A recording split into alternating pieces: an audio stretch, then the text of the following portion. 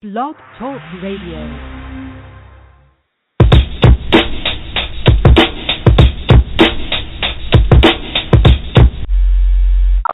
Please take all the necessary precautions to protect your Constitution while listening to this broadcast. 3, 2, 1. Coming to you live via the internet. It's time for Rage Against the Regime. Let's get ready to rumble! Finally, a show for patriots, defending the Constitution and uncovering the truth at every turn, bringing you exclusive interviews and covering the topics the mainstream media doesn't dare to touch. Call in and join the discussion at 929-477-3565. That's 929-477-3565. And now, here are your hosts, Bobby Who's the Man and Becky Williams. Rage Against the Regime. I'm the man, I'm the man, I'm the man. Yes, I am, yes, I am, yes, I am. I'm the man, I'm the man, I'm the man. We interrupt all radio and television programs for an indefinite period. Please keep your radio and television sets turned on. This is an emergency. I repeat, this is an emergency. By direction of the President of the United States, in the interests of public safety, hereby proclaimed to be under martial law. Ooh, DJ Hopper.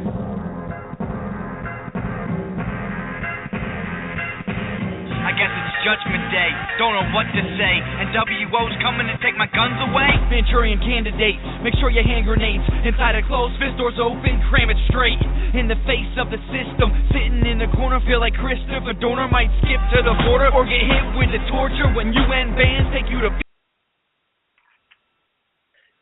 Hello. This is Becky Williams with Rage Against the Regime podcast. Another lovely day in Texas. We've got some beautiful weather, but we've got a whole lot of horrible news for Texas, the rest of the southwestern quadrant of America, and they've now added 2 more states to the current exercises for July 15th or September 15th under Jade Helm. Today I have 2 very special guests, Dick Bogart, political analyst, entrepreneur, technical genius, in my opinion. He will be with me today as a guest, as well as retired Judge Reed Chambers out of Missouri. Reed, welcome to the show. I've opened your mic up, brother. Can you hear me? Oh, yes. Thank you very kindly for the invitation. Thank you, sir, for joining us. Reed is a walking book of common sense knowledge as well as very well educated. Reed, if you wouldn't mind, please introduce yourself to the listeners.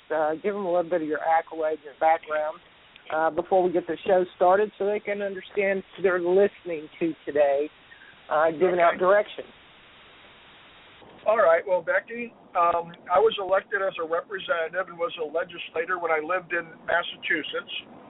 And I moved to Missouri, and I became deputy circuit court administrator in the courts, and that gave me experience as a legislator and in working in the courts. In the executive branch, I've had county and state multiple appointments, and you called me a state judge, which is correct. I was a state administrative judge appointed by a commission under the governor of Missouri.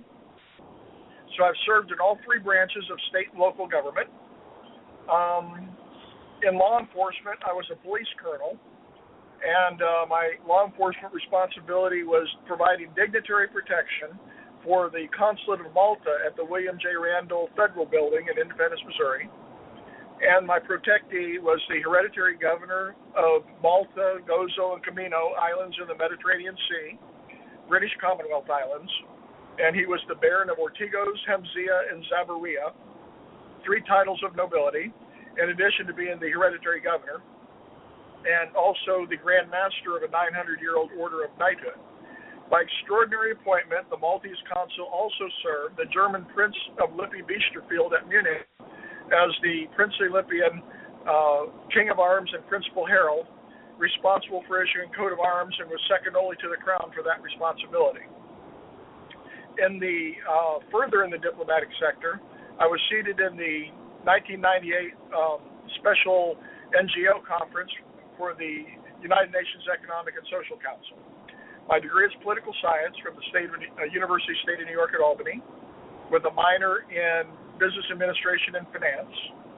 In the private sector, I've been a real estate broker and a law office administrator, and I taught paralegal law at college. So that's my prior offenses, Becky.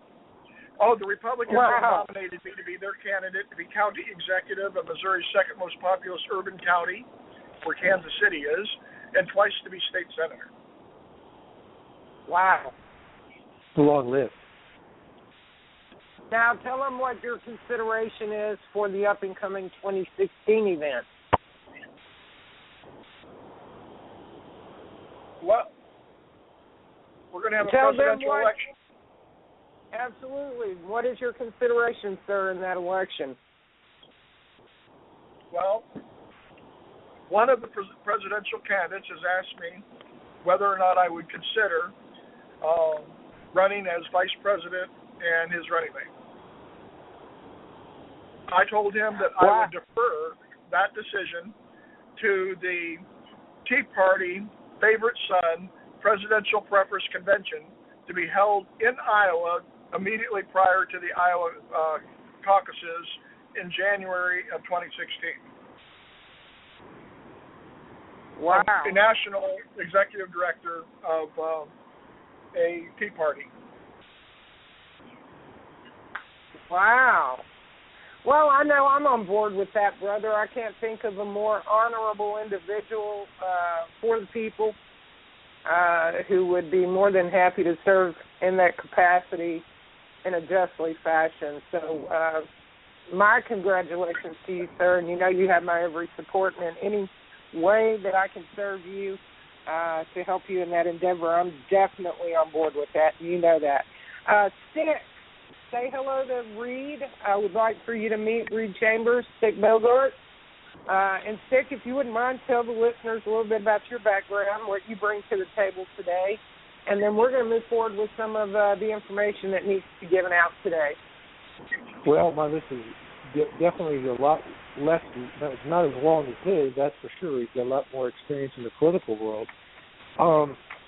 I've been kind of a consumer advocate for the American people related to the RV and the automotive industry for the past 14 years. Helping people that have been taken advantage of, and I can do radio shows whenever I want to related to the automotive and RV industry, telling the public what the media will not tell you when it comes to scams in those industries. And several months ago, I made a political post on a Tea Party Facebook page, and got over 800 friend requests in a very short period of time after that. And I was asked to be a guest speaker at one of the political Tea Parties up here in Anthem, Arizona, where it's not too far from where I live, and met one of the senators that was going to be a guest there, and we got to talk for a while. And I realized something. There's not a real website that I believe is out there to hold people, politicians and political candidates, accountable for their actions or lack of actions. I mean, where the public can post a review and let people know what's going on. You know, and politicians, if they believe that they're doing a good job, they can post upon the review. So I decided to locate a company, and most of them, all these web development companies, they have the ability, there's no doubt about that, of building this type of major task, but a lot of them were throwing what I call a rocket pencil when it comes to cost. And so I did enough homework, and I found a web development company that can do everything that needs to be done in a website that will allow unique functions for all the users and will not limit the number of posts that somebody can post or have any red flag being thrown up because of the user's action. They won't have to worry about that.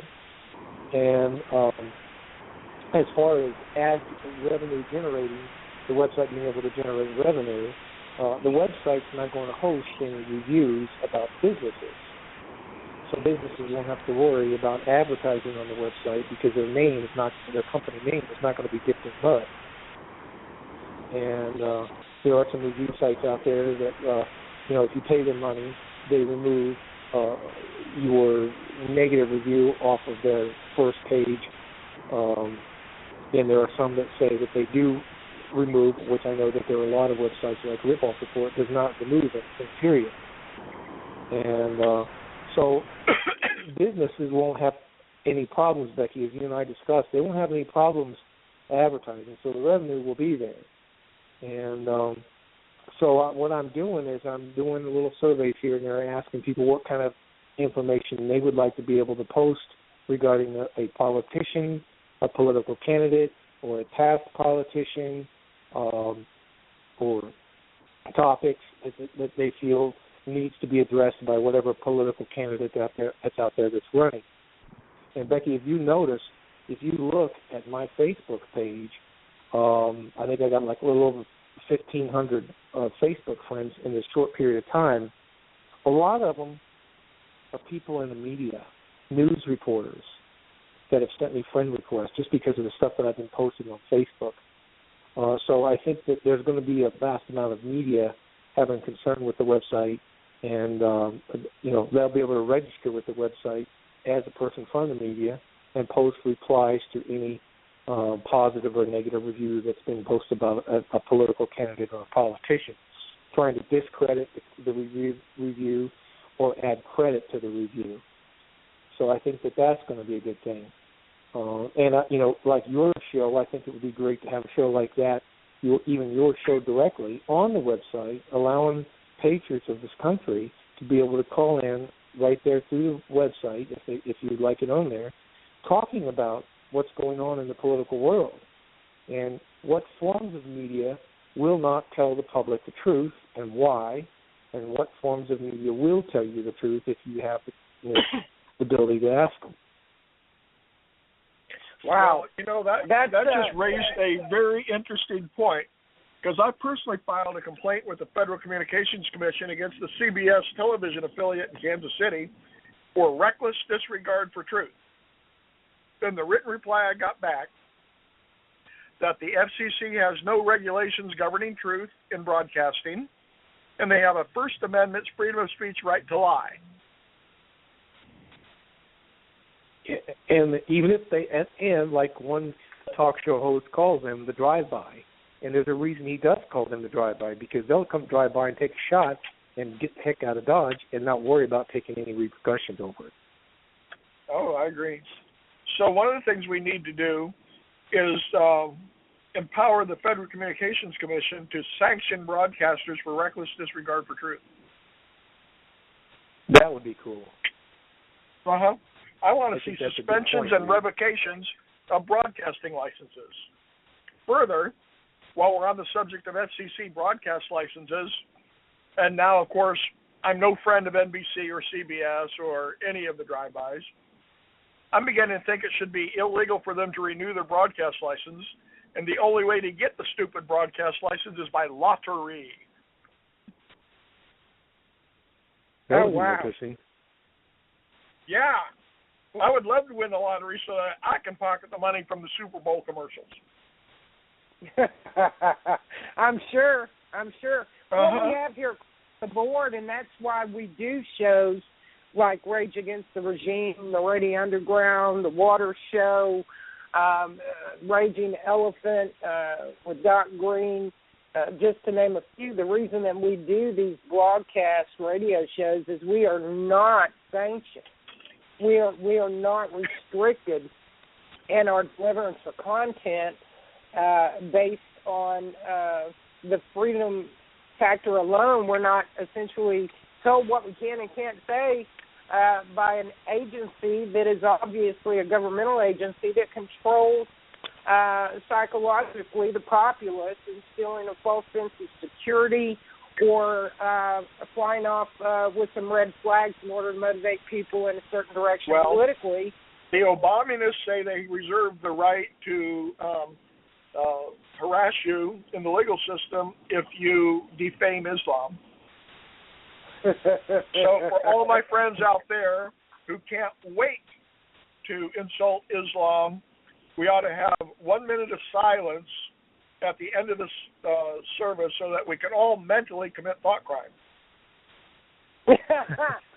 Speaking of thought crime, Reed, I know that you have something you want to impart to the folks that are listening concerning thought crime and what the federal government has threatened to do if we don't jump on board with climate control in our government.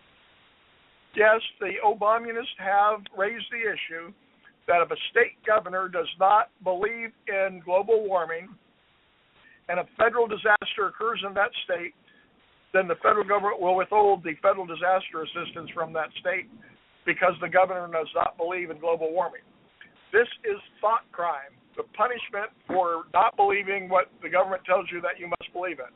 This is a natural extension of political correctness, which was by itself both thought control and also censorship of free speech. Wow. Hey, did you know, tell me about this, I was just told by a good friend that there was a bill passed in 2012 to legalize propaganda on U.S. citizens. Wow. I didn't know that. I did not think they needed to have a law to authorize that. I thought they were just doing it as a matter of course. Yeah.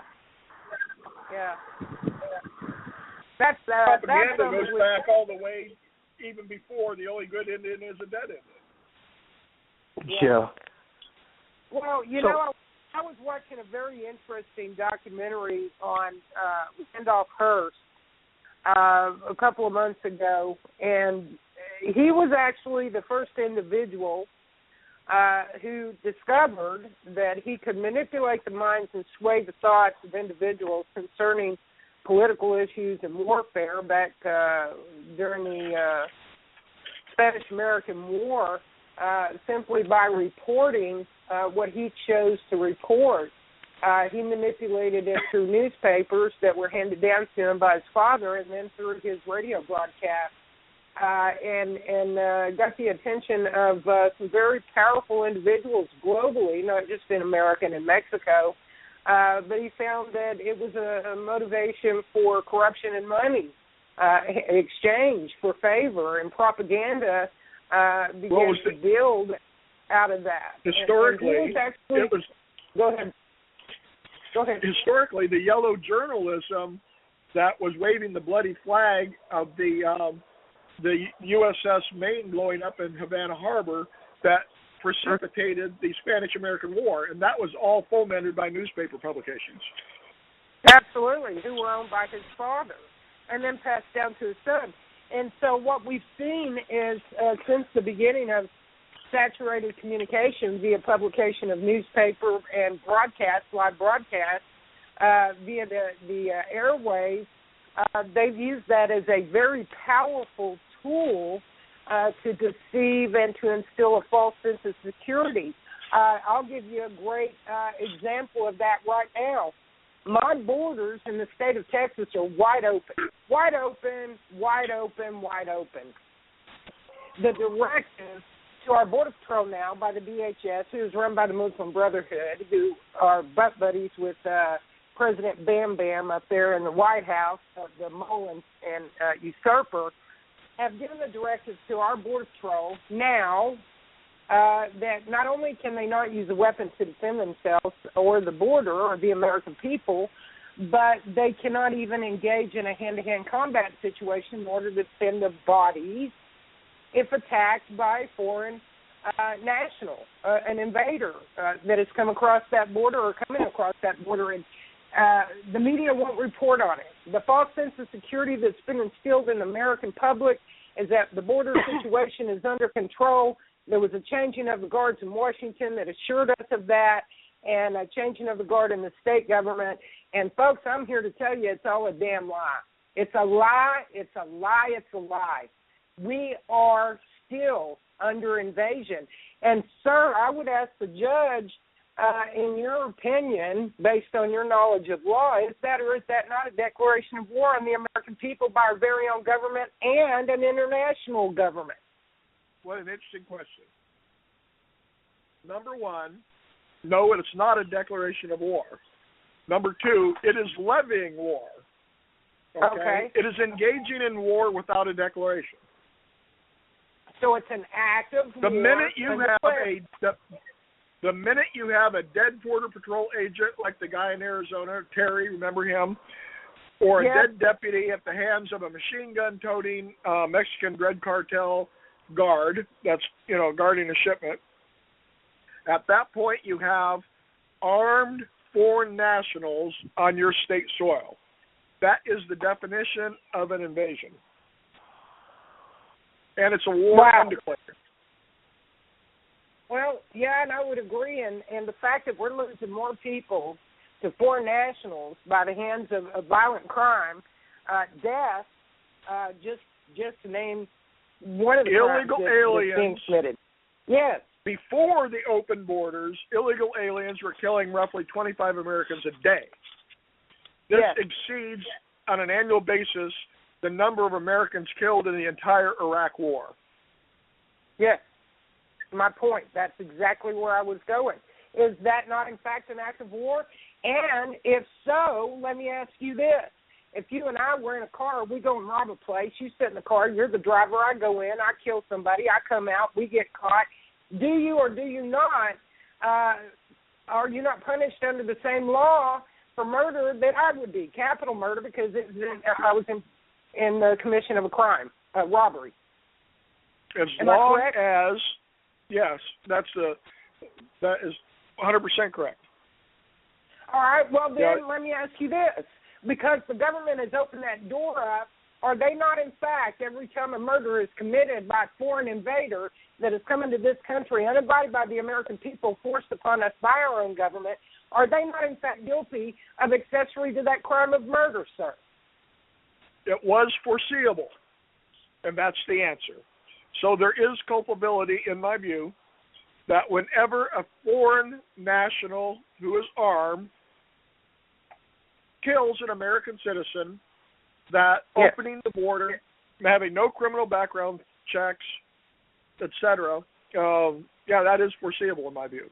Not only that, because right now you have your mental image picture is of a Hispanic person with a gun. And I want to let you know the number of Islamic they want to call them immigrants, but the number of Islamic people exceed the number of Hispanic people under the Open Borders program. You are correct, sir. That's another place I was going to take everybody. They want you to perceive it as a Mexican-American battle, and this is why they wanted us to perceive it as such, and why the majority of the penetration is coming through the Texas-Mexican border as opposed to the Canadian border is for that reason. We have had ongoing battles over territory with the Hispanics since the Alamo. Even before then, the Mexican-American War, this goes back literally for 2 centuries, a battle over territory concerning the Hispanics and the Americans. So with that said, there again is the use of psyops and propaganda. You are correct, sir, because as a candidate for the governor of Texas, when I ran, I had to have a military council. And there's a word I'm about to use that I need you to address in just a moment, which is secession. And my platform was to secede. Therefore, I would need a military. And under the advice of my legal and political strategist, i.e. you, sir, I needed those councils in place. So part of that council was actually active duty military individuals, veterans, as well as active duty border patrol. So I'm privy to a whole lot of information, truthful information, that the average citizen is not privy to. And I have been told by those active duty border patrol officers that the majority that have come across that border in the last 2.5 years has been foreign nationals from many other countries, not just the South Americans and not just Mexico. But how can we have a waged war in the street, change the language to Spanish, put in a Hispanic individual behind every counter at the stores if we can't blame it on the Mexicans? You know what I mean? That is a diversion. It's called disinformation. Yes, sir. Yes, sir. You're exactly right. Now, concerning secession, we had a very interesting conversation earlier, and you believe that should be something that's extracted from the vocabulary in order to gain independence for the new Republic of Texas. Well, so would you share that? Let me tell you one of the problems with the word succession is the United States Constitution's provision that allows the president to suspend the writ of habeas corpus in case of insurrection. So the minute you declare succession, Obama can now suspend the writ of habeas corpus, and you never see a judge. Okay. Can I be any more explicit in my warning that the word succession is a bad word? Well, now, that explains why they laughed at us. Now there's light tuna and white tuna, and there's 100% juice and juice from concentrate. Right. So let me explain some legal words that are very powerful words that do not involve the word succession or rebellion. Number one, everybody go to a Google machine and get ready to put in the words extinct state. An extinct state is a country that has collapsed.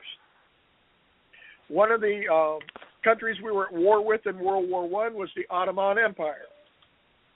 Right. At the end of World War I, we carved out separate nations of Turkey, Syria, Iraq, Egypt, Morocco, Algeria, you name, all the way over to Iran, and we carved up the Ottoman Empire into separate new nations, and the former ruler, the Ottoman Empire, became extinct, and its laws were no longer in effect. So, what I recommend we do is we take a strong look on whether or not, due to the precarious situation of the world, the possible collapse of the United States dollar and a 30 to 50-year worldwide depression, whether or not it is foreseeable that it is possible for the United States of America to become an extinct state. If so, we need to right now make plans to amend our state constitutions for a contingency plan B. If the United States collapses and becomes an extinct state, how will we recognize when that happens? Well, how about make a laundry list? Number one, the collapse of the United States dollar and the repudiation of the U.S. dollar as a means of exchange domestically or abroad. And we all know that OPEC denominates the sale of oil in barrels in U.S. dollars. The minute they take the U.S. dollar and no longer recognize it for the purchase of a barrel of oil, and they substitute another currency, such as what the Chinese and the Russians now by private agreement are now doing, so that they no longer have the U.S. dollar as a medium of exchange, we have, in fact, at that point, a repudiation of the U.S. dollar abroad. So one of the things that I think should trigger the question of whether or not the United States of America is an extinct state is the possible collapse of the U.S. dollar. Another trigger would be whether or not the national government, alone or in concert with any foreign power, engages in war against any state or we the people. You remember that the Declaration of Independence says that the government of Great Britain has abdicated power by levying war against us. This abdication of power is, in fact, a definition of being an extinct state from my viewpoint. So if we have a long list of occurrences that, should they occur, will trigger the state recognition of the federal government becoming extinct. And what should we do if that happens? Well, there's been a movement in Texas to have the sovereignty and independence of the Republic of Texas restored. So Texas already has its answer, but the people of Oklahoma and Kansas and New Mexico and Missouri and Illinois, they're just same old, what are we going to do now? So if our dollar, domestically or abroad, becomes worthless paper, like after World War I Germany, when the housewife had to have a wheelbarrow full of money, 100,000 million Reichsmarks to buy a loaf of bread, with hyperinflation, that constitutes a currency collapse. And I remind you that by going deeper and deeper into debt, borrowing more and more money, they intentionally intend to create the crisis of a currency. The Communist Manifesto says in part, if you want to create a revolution, first debase the money supply. And by going, Obama has spent more money than all prior U.S. presidents combined. He has bounced so many federal checks that the sky is the limit as to what our indebtedness really is. You know what makes me curious? Why are the politicians that are in political power right now continually look the other way? What are they waiting for? Well, they're waiting to be fired at the polls. And they're waiting for we the people. They're waiting for we the people to end the gravy train.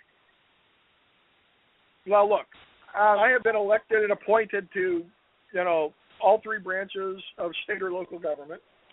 I have been the Republican nominee to be county executive of Jackson County, Missouri, where Kansas City is, Missouri's second most populous urban county. I've been nominated by the Republican Party twice to be state senator from Jackson County. Been elected by write-in votes when I lived in Massachusetts to be a representative when I lived in Bristol County. In fact, they told me I was the only Republican elected in a legislative body of 120, so it was 119 Democrats to me. And when the newspaper asked me how I feel about being the only Republican, I looked that reporter right in the eye and I said, I feel as though I've gone from being a freshman representative to being Republican floor leader. And if I do my job right, disasters fail to happen. So I am in the governmental sector, and I understand how politics works. I have won and lost elections. The problem is that we, the people, still disregard our civic responsibility. In every election, there's quite a substantial number of people who fail to vote. And this opens up the door for vote fraud so that they can bust armies of paid voters to vote in the name of people they know that won't vote. Reed, I've got a gentleman, Wilbur is on the line, and he has something that he would like to interject concerning the word secession. Wilbur, if you could get rid of the background noise there for a minute, brother. Yeah. Let me get rid of that. Hold on. Let me close this door. I got grandkids. The gentleman that was just talking clarified something in my mind. I too, like you, Becky, was a secessionist, and what he said made a light bulb go off. By using the word secession and trying to use that technique, we are in effect recognizing the legitimacy of the United States government, which has failed. We are saying we have to pull out of this legitimate government and form our own government, when in fact they basically have no government. It's coming apart, and we've got to do something. We have to somebody has to buy the bread. Okay? So he really clarified that for me to a great extent. Yes, the Weimar Republic of Germany was a legitimate government. It became extinct upon the advent of the Third Reich. Right. So when we have a Reich that takes power in Washington, D.C., where we no longer have a separation of powers, and we have a Führer that rules by decree, and we have both the courts and the Congress who are cowards at confronting the de facto dictator, at what point does the United States become collapsed and a new state emerged by subterfuge? Wow. Exactly. They're what they're doing. We actually, in the last 6 years, have formed a new government in Washington, and Obama is running that government ever how he wants to. I do not think he's going to try to step down at the end of his second term. We will see some kind of legal manipulation. But I have one question to Becky on the subject of tonight's broadcast. I have one question. I did an article on this military exercise about 3 days ago. It was like, as always, it was very simple and to the point. But I continually ask one question because I've read up on it. I listened to the commentators. I've read articles. And the government's saying, well, we're just trying to protect the United States. We're training for this and training for that against the ISIS and this and that and everything. Well, that's fine. Well, why you got all the Navy SEALs, all the Green Berets, a couple of armor divisions, all the people necessary to do a military, quote, exercise in the entire Southwest, why don't you just take them down the border and do what needs doing? That's where the problem is. Now, you're talking like a loyal American citizen. You got to get with the new program. Are you out of your mind? Those I am a terrorist, so you have to factor that in. Yeah, well, those troops are down there to assist and to empower the invaders. You're correct. You are correct. And they brought foreign troops with them. And we have a whole host of foreign troops. Okay? That is so we are now in the same position we were at the Continental Congress that coined the Declaration of Independence. One of the complaints of which was that the government, meaning the Crown of England, had brought foreign troops to make war on we the people. And the British Crown had brought Hessians over. And I'm here to tell you that the foreign troops on American soil today are nothing more than 21st century Hessians. And they are there to levy war on we the people. And I remind everybody within the sound of my voice, the terms of Article 3, Section 3 of the United States Constitution, and I hate to sound like a judge, but here I go, treason shall consist of levying war against the United States or any of them. You hear what I'm saying? Well, I heard it. I'm also going to quote Article 1, Section 10 of the U.S. Constitution, which everybody overlooks because it's that nasty little provision called state war powers.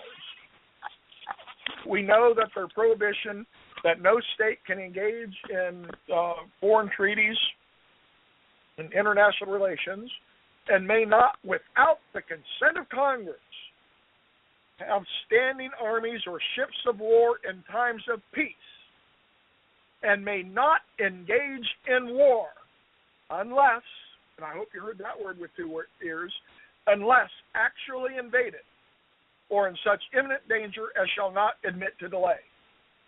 These constitutional state war powers empower the commander-in-chief of the state militia to decide for himself and on behalf of the people of his state whether or not his state has been invaded actually or in such imminent danger as shall not admit to delay, which is why I recommend that the legislatures of all these states where the exercises are going to be held to immediately pass state legislation requiring foreign soldiers, sailors, airmen, marines, spies, espionage, saboteurs, and agents provocateurs to register with the military department of the commander-in-chief of the state militia on pain of committing a state felony.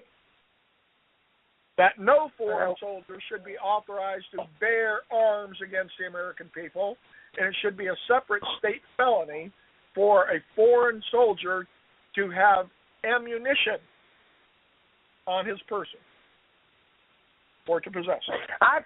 I propose that everybody within hearing of that statement be very active in filing with their legislators, their state representatives, that very fact that needs to be addressed in your own legislation in each state. I know that I will be. And I know that I'm damn tired of the invasion. My recommendation to every border state governor is to wait for the very next time they have a dead deputy police officer, border patrol agent at the hands of the Mexican drug cartel or whoever. And at that point, with the chalk line around the body where it was found, for the governor to go to that spot and issue his proclamation that as commander-in-chief of the state militia, his state has been actually invaded by foreign nationals under arms. Well, let me ask you a question, Judge. Why does it have to be an employee of the state? What makes their life more valuable than the very citizens that die in my state on a daily basis? Is it not, in fact, the same thing? Well, this triggers the next question. There's an entire lack of state legislation to define state war crimes. That makes it a state war crime to levy war against an innocent civilian population. Usually war is levied against the military and police forces of one nation against another. We need to have state war crimes. Okay. All right. So this is as important as any other thing that the Texas legislature is considering. I've got Bobby Ritter, who's my co-host, is telling me that he's on the board. And Bobby, I'm not seeing the number. What number are you on hold with, brother? I need you to send me the text. I'm opening mics, but I'm not seeing your regular phone number up here, brother. Actually, I turned myself on, Becky. I'm on the board, so I didn't want to come in and surprise anybody and go, "I'm here." No, go ahead, Bobby. Go ahead. Is there anything you'd like to interject? This is Bobby Ritter. He is the creator of Rage Against the Regime, and he is the host for us. I came on board with Bobby back in, I guess it was July, August, somewhere around there, and he and I worked very closely together. Bobby, welcome, brother. Have you been listening? Yes, I actually have. I've been listening for probably, probably about a good 20 minutes now. Well, what do you think about the round table discussion that we're having here? I'm enjoying it. And I always like when the judge is on.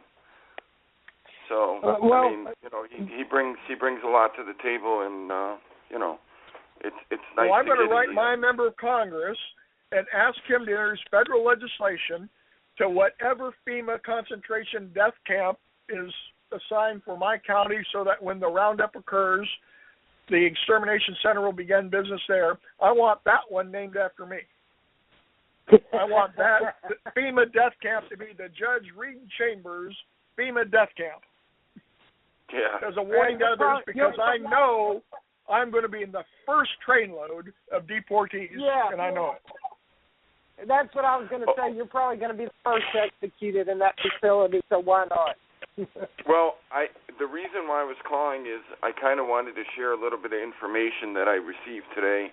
I kind of told you about it earlier, and I don't think anybody else has really heard any information like we have at this point.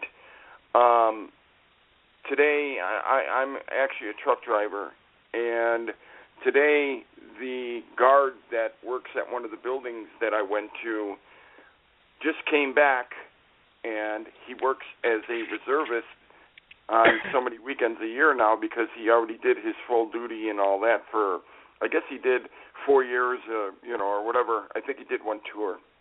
But now he's a reservist, and he was on a long hiatus this time. He was gone for, I don't know, probably over a month because I hadn't seen him in a long time. So I said to him, you've been gone for quite a while. Where you been? And he said, they had extended training. And I said, what do you mean extended training? And he said, the shit is about to hit the fan. Well, yeah, the government has been deliberately, premeditatedly making plans to levy war on we the people. Okay. Yeah, I don't know how my mic got muted, but it kind of threw me off. But and he said that we have people over in Europe right now that we have, because I said, I seen where we have about 40,000 troops over there, and he said we have more than that. And he said in Europe that they have tons and tons of military members over there, all kinds of, artillery and, whatever. They're sending it all over there. And he said that they're getting ready for it to hit the fan over there. And I said to him, we kind of had a conversation going back and forth. And, I asked him, I said, what do you think the truth is to the planes going down. And he said, to be honest with you, I don't know about that. He said, but something big is going down. And he said that he kept mentioning, about the liberals and stuff. If the liberals would just keep their mouths shut, we would be able to do this and get it over with. And supposedly Russia had, made some kind of, threat towards us or something first, and so on and so forth. But I know that, I got from a very good source that the military is in full war mode, and they are in Europe, 100%. Well, here's the skinny on that. The United Kingdom announced that they were targeting nuclear weapons on Russia because of their aggression in the Crimea and Ukraine. Mm-hmm. Russia then announced a state of war exists. And this is the last couple of weeks between Russia and the United Kingdom. So this is the Sitzkrieg, when nothing's happened but Russia. And then, of course, Putin disappeared for 10 days. Remember? He went to his compound bunker and started initiating the orders of what to do, when to do, and then he came back and, said, here I am, no big problem. Yes, we are on the precipice of all kind of problems. Right. And he also said something to me about the U.S. military working and being in charge of the UN. Now, Becky and I talked about this earlier, and it kind of, both of us were just like, this is unbelievable. But, it's crazy. We're not supposed to have anything to do with them. The last time the United States was in charge of the UN military, the UN declared a police action in the Korean War. And General Douglas MacArthur was the supreme commander of United Nations forces in Korea. That's the last time that happened. Right. Well, when you consider that Obama sits as POTUS, Commander-in-Chief of what used to be, and I put emphasis there, used to be the strongest military faction on the globe. We're now number 5 in rank, by the way, and the more that he destroys and removes and decommissions, the worse it's going to get for us. He also sits as the head of the Security Council seat in the UN, thereby giving him extreme power concerning UN deployment in the event of a humanitarian disaster, whether it be a man-made or a natural disaster. Am I correct? Yes, the presidency of the United Nations Security Councils rotates monthly among UN Security Council members. So periodically, the United States is scheduled to be the president of the Security Council. Anything that the Obamists want to do, and they're going to be responsible for the timing, they will do this to a T. It will be all scripted, and like a well-oiled machine, it will just roll out. Yeah, I tell you, the fact that he holds that seat at all is criminal. It's against the law. He's not supposed to be in that seat, and for this very reason. Yet he remained, and he has not been removed. I've seen a lack of action on our DOD, on the Pentagon's behalf, and even on the removed military. If they're doing something behind the lines, we certainly aren't aware of it. There's got to be plenty of pissed off brass out there that have been removed, but hell, we don't even know if they're still alive. For all we know, they're killing them like the banksters are being killed. We don't know. We don't know. What we do know is the American people remain complacent and asleep. Yes, complacency. You are the warning voice. You are Paul Revere's writing that the British are coming, shouting to every Middlesex village and farm, and you're doing whatever you can. But the message has not yet been recognized by the majority of the American population. Correct. If there was, there would be 0% of support for the Obamists. Yeah. Well, I know we're in deep poo-poo. That's what I know for a fact. And I want to talk about, well, first, before we go there, I've got somebody who's had their hand up for a bit.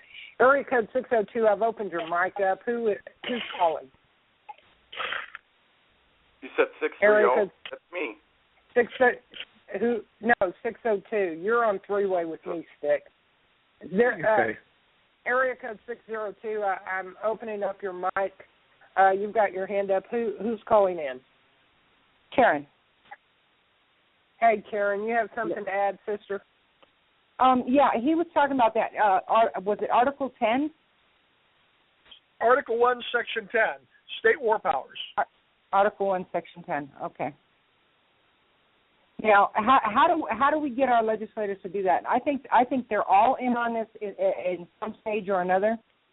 You know, I mean, why is it that we can see what's going on and they can't? And they've got all the resources. Well, you know what I'm saying? Part of the problem is political party loyalties. People in Congress and the state legislatures are beholden to the parties. So the party what about leadership, the American Party? You know? Well, the American Party does not possess the seats of power that the Democrats and Republicans have. Truth. They're wannabes. I'm talking about the people who have taken the oath and have the vote in powerful places. Yeah, not right. Yeah, and then you have to remember we have the lobbyists and the nonprofit Muslim organizations that have been greatly empowered. Yes, exactly. Okay. And the unions, it's just so deep. Well, everybody's got their hand in. We need remedial laws right now put on the books to empower the average American person.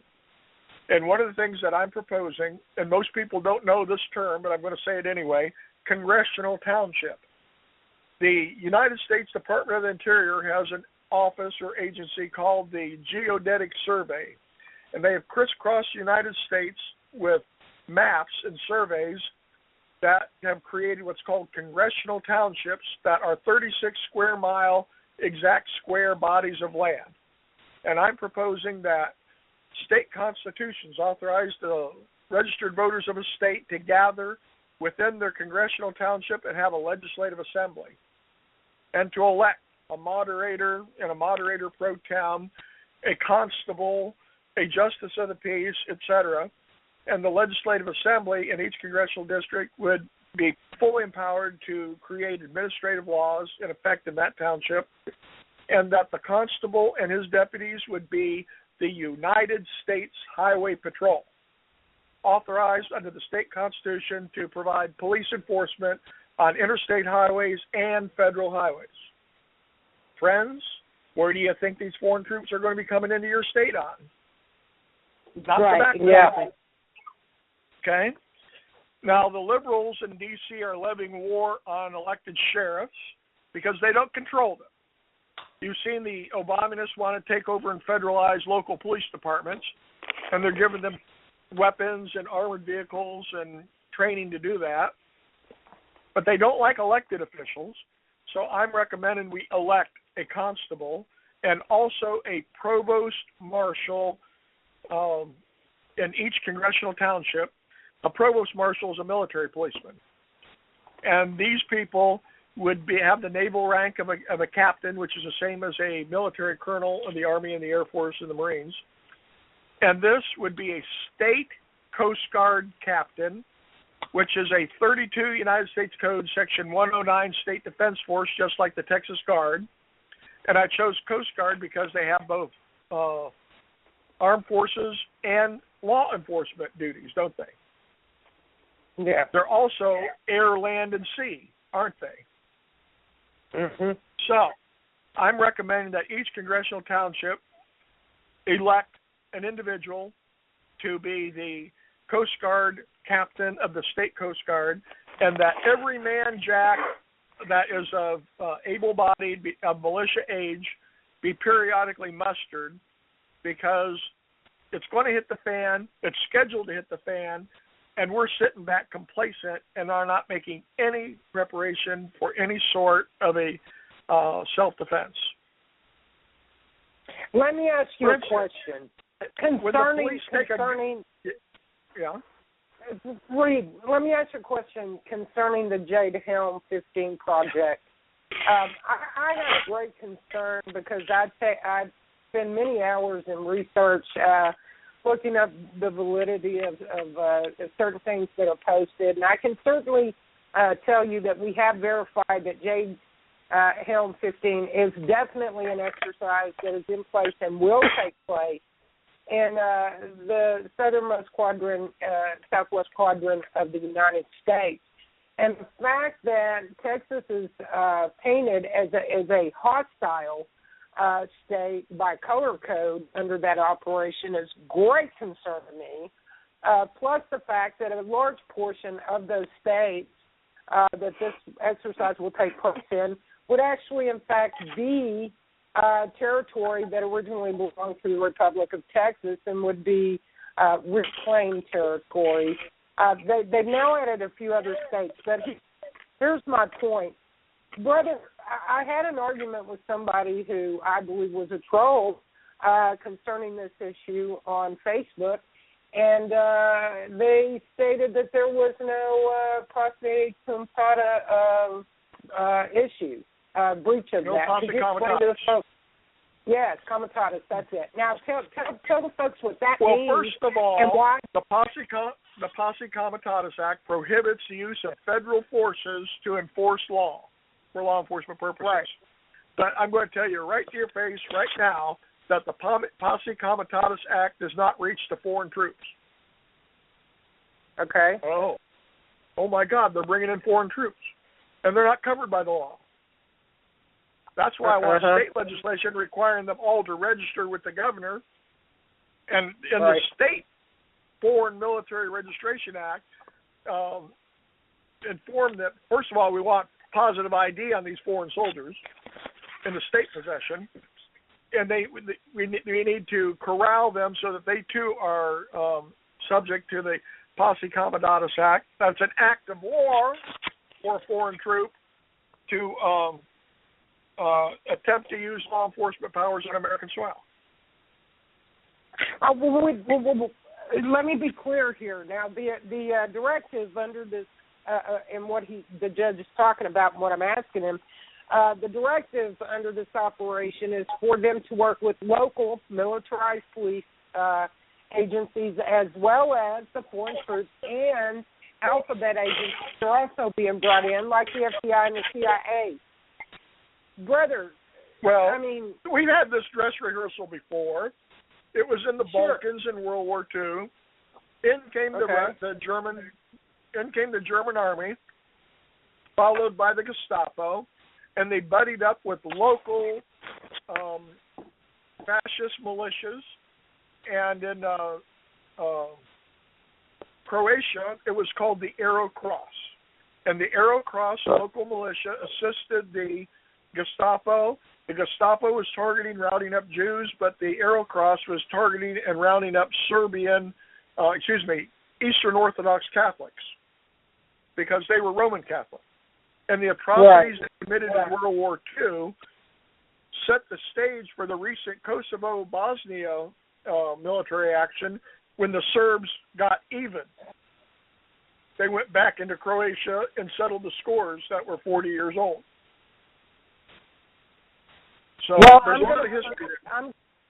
I want to pose a question to you then, sir. Being that you're ex-Navy, being that you're obviously well-versed in law and the logistics of war, the U.S. Constitution, Declaration of Independence, and so forth, would, sir, it be your opinion that this exercise is actually it will be an execution of exactly what you're talking about? Well, we're talking in the world of probability now, right? Yeah. So here's the real question: if do we have traitors in power? Yes or no? Will these people in power, the Muslim Brotherhood members in power, would they hesitate to use foreign troops and also armed militias of the open borders variety against a list of people, such as myself, such as you, Becky? Sure. These lists are drawn up at what we call fusion centers. Fusion centers are federal facilities where federal law enforcement and federal intelligence agencies sit at a round table with state and local law enforcement agents, and they draw up whatever they draw up in secret there, and they get their marching orders. This is where I think the Interpol agents are going to be based out of, the FEMA concentration camps and the fusion centers. So the Interpol agents, by the way, I have to tell people, under Obama's executive order, have diplomatic immunity, and you cannot sue them under the Freedom of Information Act to find out what they're up to. But they're fully capable of being foreign secret police. They could be from, pick any Islamic state and bring their Gestapo over here, badge them as Interpol agents, house them in federal facilities, and there they can issue their fatwa death warrants against people like me and just go do us. Wow. Well, I suspect, I mean, we've seen across the board that exercise on the bankers, and bringing that to note, I would like to ask Jean to come on and speak about the collapse of the dollar and some of the other things. She does extensive research for us concerning the deaths of the bankers in the cabal, and I would definitely say that this Interpol exchange that you're speaking of has been used effectively against bankers across the globe. Jean, what say you on that subject? Jean Smith. Oh, Becky, you know, the kind of research I do is the spending, where it's going. I get into the documents of the UN Security Council and the UN and go through our Treasury records and Obama's speeches and all their remarks. And as far as the money goes, I mean, I find where it's going. I see where it's going. But as far as the collapse of the dollar, I mean, Carol Ray is the one who I get, you know, some of the most recent information from. Man, she's a her beast. information. Yeah, hers is more detailed. She doesn't. I mean, the deep stuff and finding, you know, where this money's going and following the arms exports controls and the UN Security Council and that kind of stuff is just stuff that I'm really aware of. And you know, I've been listening to you guys. And, you know, you can go to the UN Security Council's page, their website, and they have meetings on there. And you just click on that, and it takes you back to 1994. And all you have to do is click on each year, and then when you get into the year, you see all these different countries. I mean, this has been going on, and once you start reading their meetings, some of them are very revealing. Some of them, you know, they called a meeting and it was secret. They have a lot of secret meetings. And you can easily see what they've been doing. You know, it's just so obvious. And then, you know, one of the most recent speeches that the Mexican president gave to, well, he was, I guess he was here with Obama, but he gave a speech somewhere, probably in New York. But in his speech, he said, Mexico will maintain control of the southern borders. Now, that was profound to me when I saw that, because it was like, what, maintain? We will maintain control of the southern border. Well, I got a question for you. Uh-huh. Why don't we just adopt a Mexican policy similar to our Hawaiian policy? In the 1890s, the Kingdom of Hawaii was a separate government. One sunny day, Congress annexed the separate Kingdom of Hawaii and made it U.S. territory over the objections of their queen. Mm-hmm. We also annexed the California Bear Flag Republic, right? We annexed the Republic of Texas. Why don't we just annex Mexico, erase the border, and put Sheriff Joe Arpaio in charge of rounding up the Mexican drug cartel. Hey, is this Reed? Yep. Oh, Reed, hi. You're a friend of mine on Facebook. I don't get to talk to you very much, but I do follow you. That's a great idea, But the problem is, in our funding, all of our federal funding has been turned over to a non-elected, non-governmental board. All of it. Congress really has no control. Once they've funded, it goes, and this board. Well, we just need to defund the UN. We need to stay in the UN and keep the U.S. ambassador's veto in the Security Council, but we don't need to give them a dime. I agree. That's a ripoff. Right. With the funding, you guys, the funding is not even, we don't have control of our treasury and our funding. And this board that is handling the money also has the authority to enter into public-private partnerships. Yep. So they're signing contracts with the corporation. Congress is not. All they do is approve the money and sign the laws. That's it. And then they're giving that money. This board is entering into these public-private partnerships, which is, right. Then they give it to the state. They decide what state is going to get what money. And then, of course, once the states get it, it goes to a non-elected, non-governmental council of governors, and then they decide, and they're told where the money's going to go. If we don't have control of our money, who was it? Warburg Pincus, one of the CFR members from years ago who was originally started the CFR, and that was Warburg Pincus, for Paul Warburg, said, I don't care. What did he say? Something about he didn't care about the money. He who controls the money. So, that's been my biggest concern is we have to get control of our money. We have to take it back. All these non-elected, non-governmental organizations, and there are so many are controlling everything. It's all part of Agenda 21. And we now have city governments that are being completely wiped out and going into these regional councils of government. We have those now. According to DHS, there's 170. Jay Johnson, who is also a CFR member, gave a speech recently to the CFR, and first time I realized he was CFR, but they call it the League of Cities or something like that, and they've got all these cities now that are under these regional governments, and that's where our police problems come in.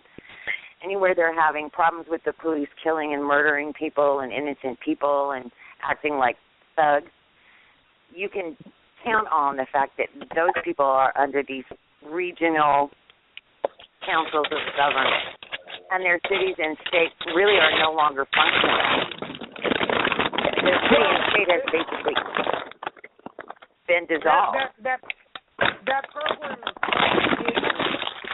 and it is a UN-implemented or foreign agency that comes in to do complete management of municipalities that you're speaking of. And I would suggest that hold on a second. I think Reed's doing something. Yeah, it was Reed. He's in the kitchen. I've just muted you for a moment, brother. I'll put you back on in a minute. I would suggest that easily identified agencies like that are in place. An example would be the federalization of this little program that they've got going on with, they're calling it community awareness, and the feds are stepping in to give instruction to certain city police agencies as to how they can have a better coalition with the community of people. I would suggest that those are definitely cities that are being governed by what you're speaking on. And Jay Johnson at this League of Cities that was held in New York, so they're drawing all these people who are functioning in these cities. I believe that's running a socialist front organization. I'm sorry, I think the League of Cities is a socialist front organization. Right. Of course it is. Right. And he sent them back and he sent them back to his cities, and now he wants to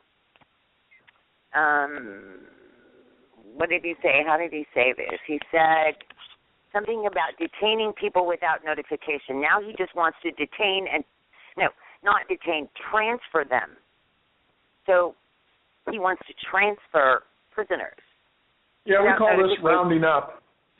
Right. And he's got all these cities involved. He just had this big meeting not long ago in New York City and sent them all back and said, go to your city councils, go to your city attorneys. You need to do this. This speech just blew my mind, And he said there are 177 jurisdictions. He didn't say cities. He said jurisdictions. And there was somebody from each one of those jurisdictions. And I think that's where people don't understand what's going on, and I think it's really important for people to know we're not in control of our funding, because if they don't know that, how do we do anything to get it back? For a long time now, federal appropriations to counties and city governments were subject to the recommendation of what's called regional councils. And the regional council determines what's the priorities and controls the federal appropriations and authorizes cities and bans cities from having federal monies. And these are unelected regional governments. Right. In Kansas City area, it's called the Mid-America Regional Council. You'll be on the internet. They got a Facebook page. And an elected city government does not get a federal dime unless the regional government authorizes it. Right. Well, we need to get rid of these non-elected government councils of governments. That's part of their regionalization. That's the regionalization, supposedly the cutting. The most confusing war of the 20th century to me was the Spanish Revolution, where the Republican Spain was having a civil war with the fascists under Franco. Remember that? Finally, I cognited what the Spanish Civil War was all about. The socialists had won the election, so they had their version of the Obama people in power. The socialists in the government of Spain created so many Obama decrees and Obama laws that got the Catholic Church and the people who owned the land so mad that the chief of staff of the Spanish army, General Franco, said, to heck with this, we're going to have a shooting war. So that's what happened. The people in Spain under Franco formed 4 military columns and marched on Madrid from the 4 corners of Spain, and Franco announced that he already had a 5th column already within the city limits of Madrid, just ready to rise up on his command. What happened was the people on the political right in Spain put the socialists up against the wall and shot them. Gentlemen and ladies, that was what the whole Spanish Revolution was all about. And it wasn't until Obama got elected that I realized, hey, we put the socialists in power here. They and their regional government. I have a question from our other guest who has remained silent for quite some time, and I would like to hear some of the things he wants to bring to the table. Stick, you just indicated to me that you have a question concerning accountability. Would you like to interject, sir? Yeah. The thing that I think one of the problems that we have is educating the American people, because we know there's a lot of websites out there that are biased towards one political party or towards another political party or a political agenda of some sort. And I think that, I would love you guys' opinion of us launching politicianreviews.com, where people can go there. And, it sounds to me like everybody here at this table has got a wealth of knowledge. and being posted, having this information permanently posted on the internet on a website that's not. I just got through reading on Facebook a second ago. They're going to start restricting certain type of so-called hate speech or whatever, or protected groups. Yeah, the people who are awakened talk hate speech. It's called truth, and they can't handle the truth, so they call it hate speech. Yeah. So if we were to create a parallel universe to not identical, not copy Facebook, but parallel universe that we create our own way, if you will, and not restrict people of having only 5,000 friends, and not restricting them from posting what they desire to post regarding political candidates or politicians that are currently in office or past politicians, and have some of the functions that Ripoff report. We would have our own political posting platform where people with a wealth of knowledge could come there and get credibility for what they post on there, and use the website as our tools to educate the American public. Because that's one of the things I believe is lacking. We don't have a media that we can trust to educate the public with the truth. What we need to do, my friend, is we need to file federal lawsuits against people like Facebook. They're persons, that's why I call them people.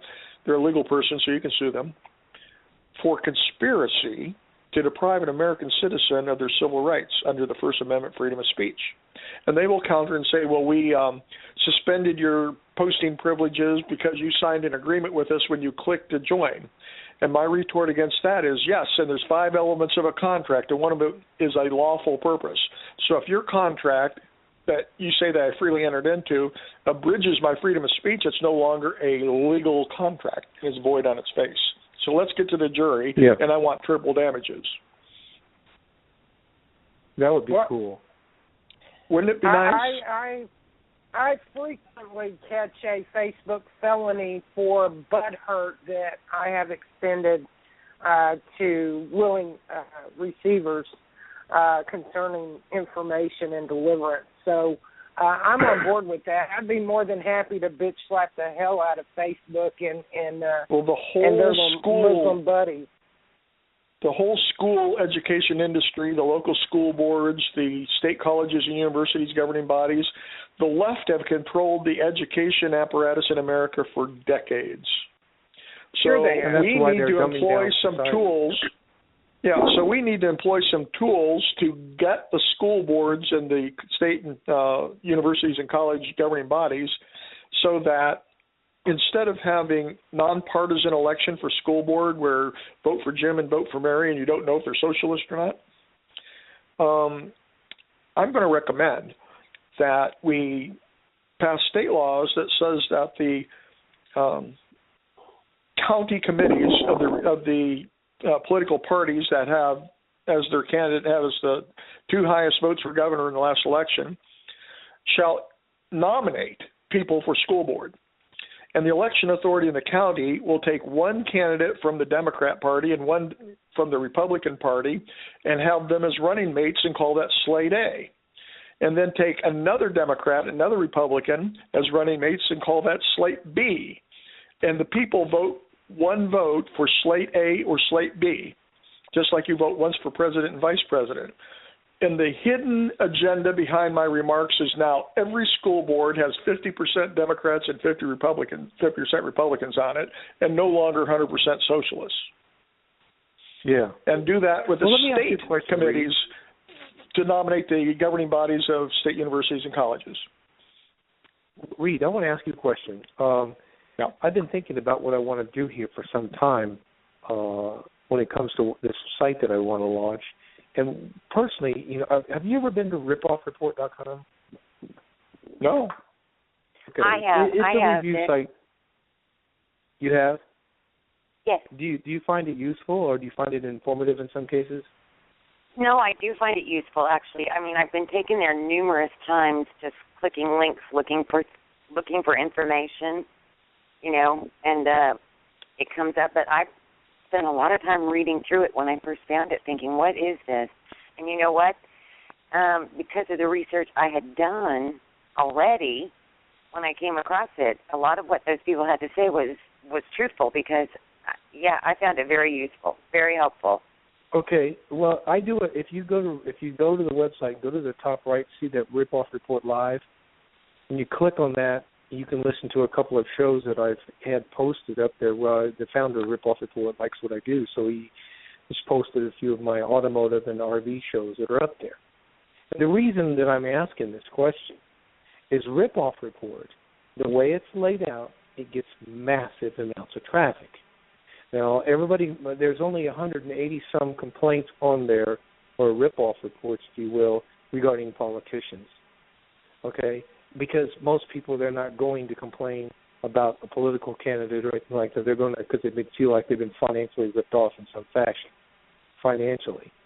And what I would like to do is get everybody's input about a website that would be called politicianreviews.com and find out if my question is to everybody here is to what do you think that we could do collectively once the website is launched, we'll be able to use it as a tool to promote our agendas that's good for the country and the Constitution and the constituents.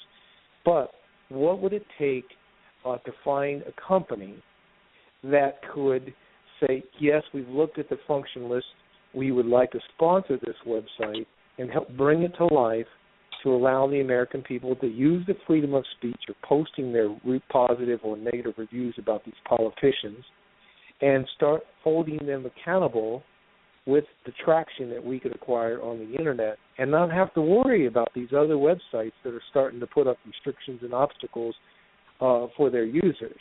We would put together a panel saying, okay, what can we do to provide the American posters of political world a unique opportunity to be able to post and us be in control of that world that they were using and have them suggest comments to make the website better and more powerful. Because I'm a firm believer like Richard Branson. And that is, the only obstacles that we have in life are the ones that we create or the ones that we allow to exist. And I think that we have an opportunity here to overcome a lot of obstacles that are being thrown our way. And I would love your input about what you think that it would take to locate a business or a corporation that would like to be a sponsor of this website. I would like to say something, Dick. I think that's going to be hard to do, and I'll tell you why. Because the one thing I have done a lot of is track these companies and track the Internet. And before Snowden came out, I knew they were spying on us because I found the original documents that said who set it up, when it was set up, how it was set up, what their plans were. And all these companies, there's about 700 or 800 people at the top of this food chain. Okay, and I'm just going to, like Clinton Bush's, they're all at the top. But all these companies are they're actually one and the same. They have numerous spin-offs, and all these startup companies, they're controlling those. There are very few companies left in this country that they don't own. So trying to find a sponsor, but you know what? I don't know how you could find a sponsor who wasn't connected to these companies and it's really Mossad and intelligence who have all of our intelligence. I know where to get the money right now. Do what? Well, how much money does a Hollywood movie make when they make a good movie and it's released? How much does it make in its first weekend? 75 million? What, 118 million? 50 to 180 million. 50 to 150 million. Okay. And get Obama's donor list out. How often does a Hollywood name appear? Too many times? Probably quite often. Fine. Let's tax the hell out of Hollywood. They got too much money. They're spending it wrong. Let's use them as the sponsors and give grants to what you're talking about. State grants. Gentlemen, we've got Doug McDougall. I've opened your mic, Doug. I believe he would like to interject some information. Doug, welcome to the show. Hello, everybody. Hey, hey, brother. Listen, I've been listening for a while. I got interrupted a couple of times, but the subject of this whole show and conversation was really informative, and I'm surrounded by very intelligent people. But I'm going to be the advocate of the American person, a simple guy, a plumber, ex-Marine, father of 5. I'm hearing all of this that is being handed out, and I'm hearing legal options to what needs to take place. But everything within my core here's this history that keeps being brought up, and the acts that stopped it in history were not legal acts. I don't think that what we're going to do here is under our constitutional law. It may be in some form or fact, but if we surround ourselves, and I know some people are going to say, well, we're trying to protect the Constitution, we're going to step out of it. But I think the actions that they are taking are illegal, and we are trying to do exactly the opposite. We are trying to do everything legal in the process of stopping them. This is my country, my children. I have 9 grandchildren. I am in this fight 100%. But I want to hear an avenue of, and I hear what he's saying about creating a website to reach people. But how do you reach? I've got a huge event I'm going to this weekend in Austin, Texas. How do we get people woke up? How do we wake the average person that's going to stand beside you? Well, the perfect venue to do that, my friend, is drag them down to their local Tea Party meeting and have regular meetings of your Tea Party. I suggest that you have a Tea Party in your locality, and that you have a once-a-month meeting for your Tea Party, and then 2 weeks later have a joint Tea Party meeting with a close-by other Tea Party. And periodically... I spoke for 2 hours at a Tea Party meeting last week, and there were 9 people there. And they were very fired up after I got done. But there you go. But there were now, then periodically people. You take all the Tea Party groups and have a Tea Party county convention. And that's the joint meeting for everybody in the county. Then periodically you have a Tea Party Congressional District caucus of all Tea Parties in the Congressional District. And then you have a joint Tea Party meeting with all the Tea Parties of the state, and that's called the Tea Party State Conference. I'm the National Executive Director of the Tea Party National Assembly. So I'm on the internet at U.S. Tea Party Political Activists National Assembly is our flagship site. We got well in excess of 20,000 members. And we're the ones that created the 2016 Tea Party battle plan of having county conventions, congressional district caucuses, state conferences, a national assembly, and in presidential convention years, also convene in Iowa 2 to 3 weeks prior to the first in the nation Iowa caucuses that elect delegates to the national conventions, stage a Tea Party favorite son presidential preference convention. And at that time, every presidential contender is crisscrossing Iowa, and they won't. They'll break their leg to get in our convention and speak to us because they want our votes. Then all the delegates that are elected, 1 delegate from every congressional district caucus and 2 delegates from every Tea Party state conference, are the exact number of people in the electoral college. And these are the principal delegates to the convention. We'll also have super delegates that are the national Tea Party leaders, and we'll give VIP credentials to guys like Rush Limbaugh and Sean Hannity. And they'll be the VIP super delegates. Then they go in the back room and decide which one of the many contenders we want to endorse as the Tea Party favorite son slate of candidates for president and vice president, even before the first in the nation vote is taken within 2 weeks of the Iowa caucuses. And hopefully that will leapfrog that slate of candidates into the public awareness, and they'll be on a week later to the New Hampshire primary, then it's on to South Carolina, and then boom, it's Super Tuesday. Okay, so you're under the belief. You're under the belief. I'm with you, okay? I'm 100% with you. But you're under this belief that this action can turn around a process that has been in effect for 60 or 70 years, and I think which has come to a head. I have everything in me that tells me, and there's a lot of people out there like me that believe that there is no way that they elected and did all of this shaping and customizing with our USPR that's in the office right now, and did all of this to get Obamacare passed. And the few they didn't think of Obama. They just thought of a tool that would be an activist for the left. They don't care what his name is. So you don't believe that you believe that we can turn this around. You don't believe that the actions that are going to take place this summer are going to be the turn. Well, I still believe what Admiral Yamamoto said. When the Emperor of Japan, delighted at the success of the Pearl Harbor attacks and the sinking of the British battleship, the Prince of Wales, and how they took Singapore so easily, suggested, why don't we just invade America next? And the Admiral cautioned him, because he'd lived here, that America has a Second Amendment, the right to keep and bear arms, and there will be a rifle behind every blade of grass.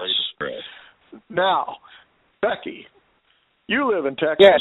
I'm an alumni of the University of Texas at Dallas. Have you ever seen a pickup truck on the streets of Texas that has a shotgun rack in the back window? Oh, yeah. Not in the last 20 years. Yeah, I used to see it all the time, but not now. Mm-hmm. Well, I tell you, I think that Texas is the focus of this federal foreign invasion, because they have marked Texas as the prime place to confiscate privately owned weapons.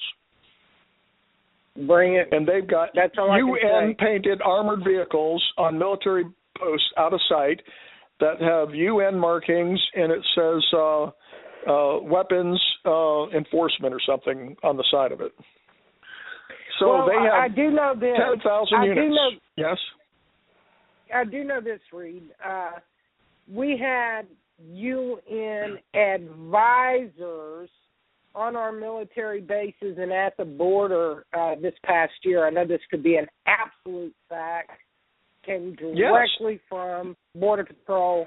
The Obama administration has invited the UN High Commissioner for Refugees to take a look at the border, the open border crisis that he created. Yes. So he's invited UN troops. Bill Bogart has joined us. I want to bring Bill in on this discussion. Bill, welcome to Rage Against the Regime, brother. Good evening, everyone. Thanks for having me on. My service was down here. I didn't get to hear the whole show. I've only been listening the last 10 or 15 minutes. Man, what I did hear, I'm hearing folks that are I don't know everybody's name, but that are really educated on the system we're operating under, which is a democracy. And I don't want to step on anybody's toes, but man, what I'm hearing is that we're trying to play within the crafting that's been created by the powers that be, and man, I'm telling you, I've been at this 30 plus years, a constitutional study. I'm a constitutional moderate. That's my political stance, which I don't have a party because it's not a party.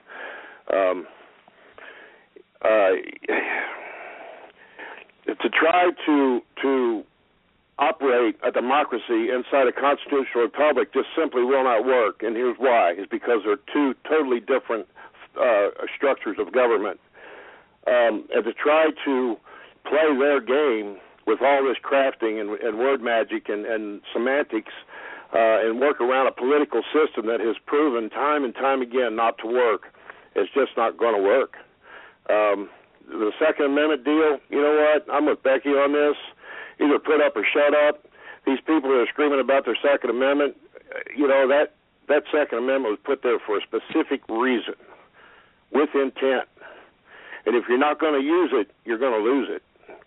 And the events of the last true couple of days of the Second Amendment was to make the government too afraid to be a tyranny, and they're not afraid behind of every blade fest. Right. They're not afraid of nothing because they have usurped laws, codes, not laws. These, you've got lawful and you've got legal, and then you've got codes. These are codes. These are corporate codes. The Act 1871 created a corporate structure within a government. That can't work. What happens is what we're seeing today. That needs to be tore down. My research tells me this all started in about 1860, where they just buried the organic constitution. The Turner Amendment got buried, and from there on to date, it's just been a corporate structure that's, it's basically an oligarchy, but it is a corporate structure. And a country can't operate that. A republic cannot survive like that. It's just not going to do it. But kudos to everyone here. I mean, I'm hearing, a highly educated, highly informed people on how the system works. And I get that. And we would like to do it that way because that's what we were raised to do. Our I'm going to use the word indoctrination, tells us that this is how we're supposed to play the game. Well, we've been trying to play this game, and the definition of insanity is to doing the same thing over and over again, expecting different results. I've followed this for years, and it's not going to work. We're going to have to take it back with force. These usurpers are not going to give it up easy. Actually, they're not really usurpers, because when we go sign that voter registration card for a national federalized democracy, we give them consent to make decisions on our behalf. And they just don't have that. They don't have that power. Our Constitution doesn't allow them that power. They don't have those powers specifically given to them. They have taken them, through. Well, through I was promoting the Tea Party fairly recently, and an observer scoffed and said, "You call yourself the Tea Party? Let me remind you, folks, that they didn't gather with protest signs in front of government buildings. They went down and they committed maritime burglary by going aboard a ship and stealing its cargo and threw it into Boston Harbor." And that's absolutely correct. And what the corporation's doing to us is they're imposing their maritime or admiralty law on us on land. That law is not supposed to be used on land. It's not effective. It's not proper. Well, I will modify that to the extent that navigable rivers are under admiralty law. All federal waterways are subject to admiralty law. Congress has defined a federal waterway to be any body of water that can float along at flood stage. Yeah, that's a code. That's United States code. Yeah, that brings up an interesting subject that Gene Smith, I believe it was, brought to my attention about a code or a law that they put in place concerning flooding. Gene, or do you remember talking to me about that briefly? Oh, I do, Becky. Yes, I do. I remember. Remember off the top of my head, I'd have to find the link, but they just enacted a lot of executive orders and strange things lately that all go with this military drill. And it was something that they enacted, or he signed an executive order, and it had to do with the floodplain, and it was in regards to these southern states.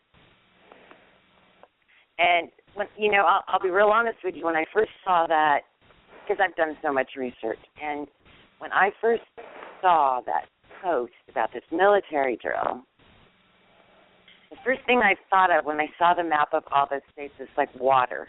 Where all of our water is in those states, the dams and the water, right? And that's been with me ever since I saw that.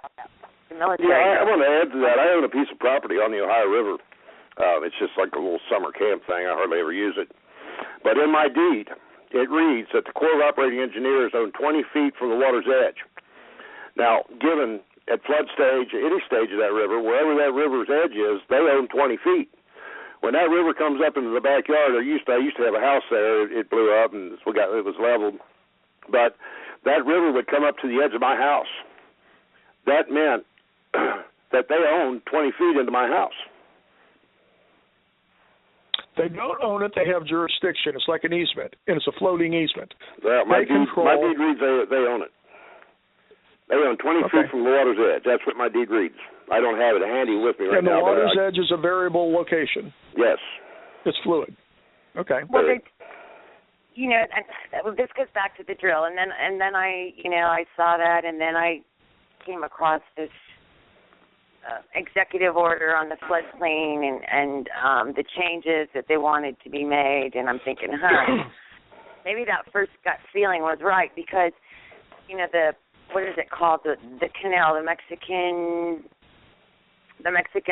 the U.S. International Border Canal or something. Mexico is going to boom because they privatized their oil, and of course now they're under control of the UN and the World Bank and you know, all the corporations here. And back in March of last year, I believe it was, you know, they let some 10 million gallons go from the Colorado River. They let it loose into Mexico. And I'm thinking, are they planning to install some kind of underground water system so they can get that water to Mexico without us knowing? They're doing something during that drill that they don't, especially at night, that they don't want us to know. I mean, I don't trust what they're doing. I don't know that it's martial law. That's certainly a thought. But they're doing something, and our water is there. In fact, from, you know, Texas, Nebraska up has one of the biggest aquifers in the U.S. So I don't know, you guys, and it was just, you know, now that Becky's brought it up, they're absolutely doing something.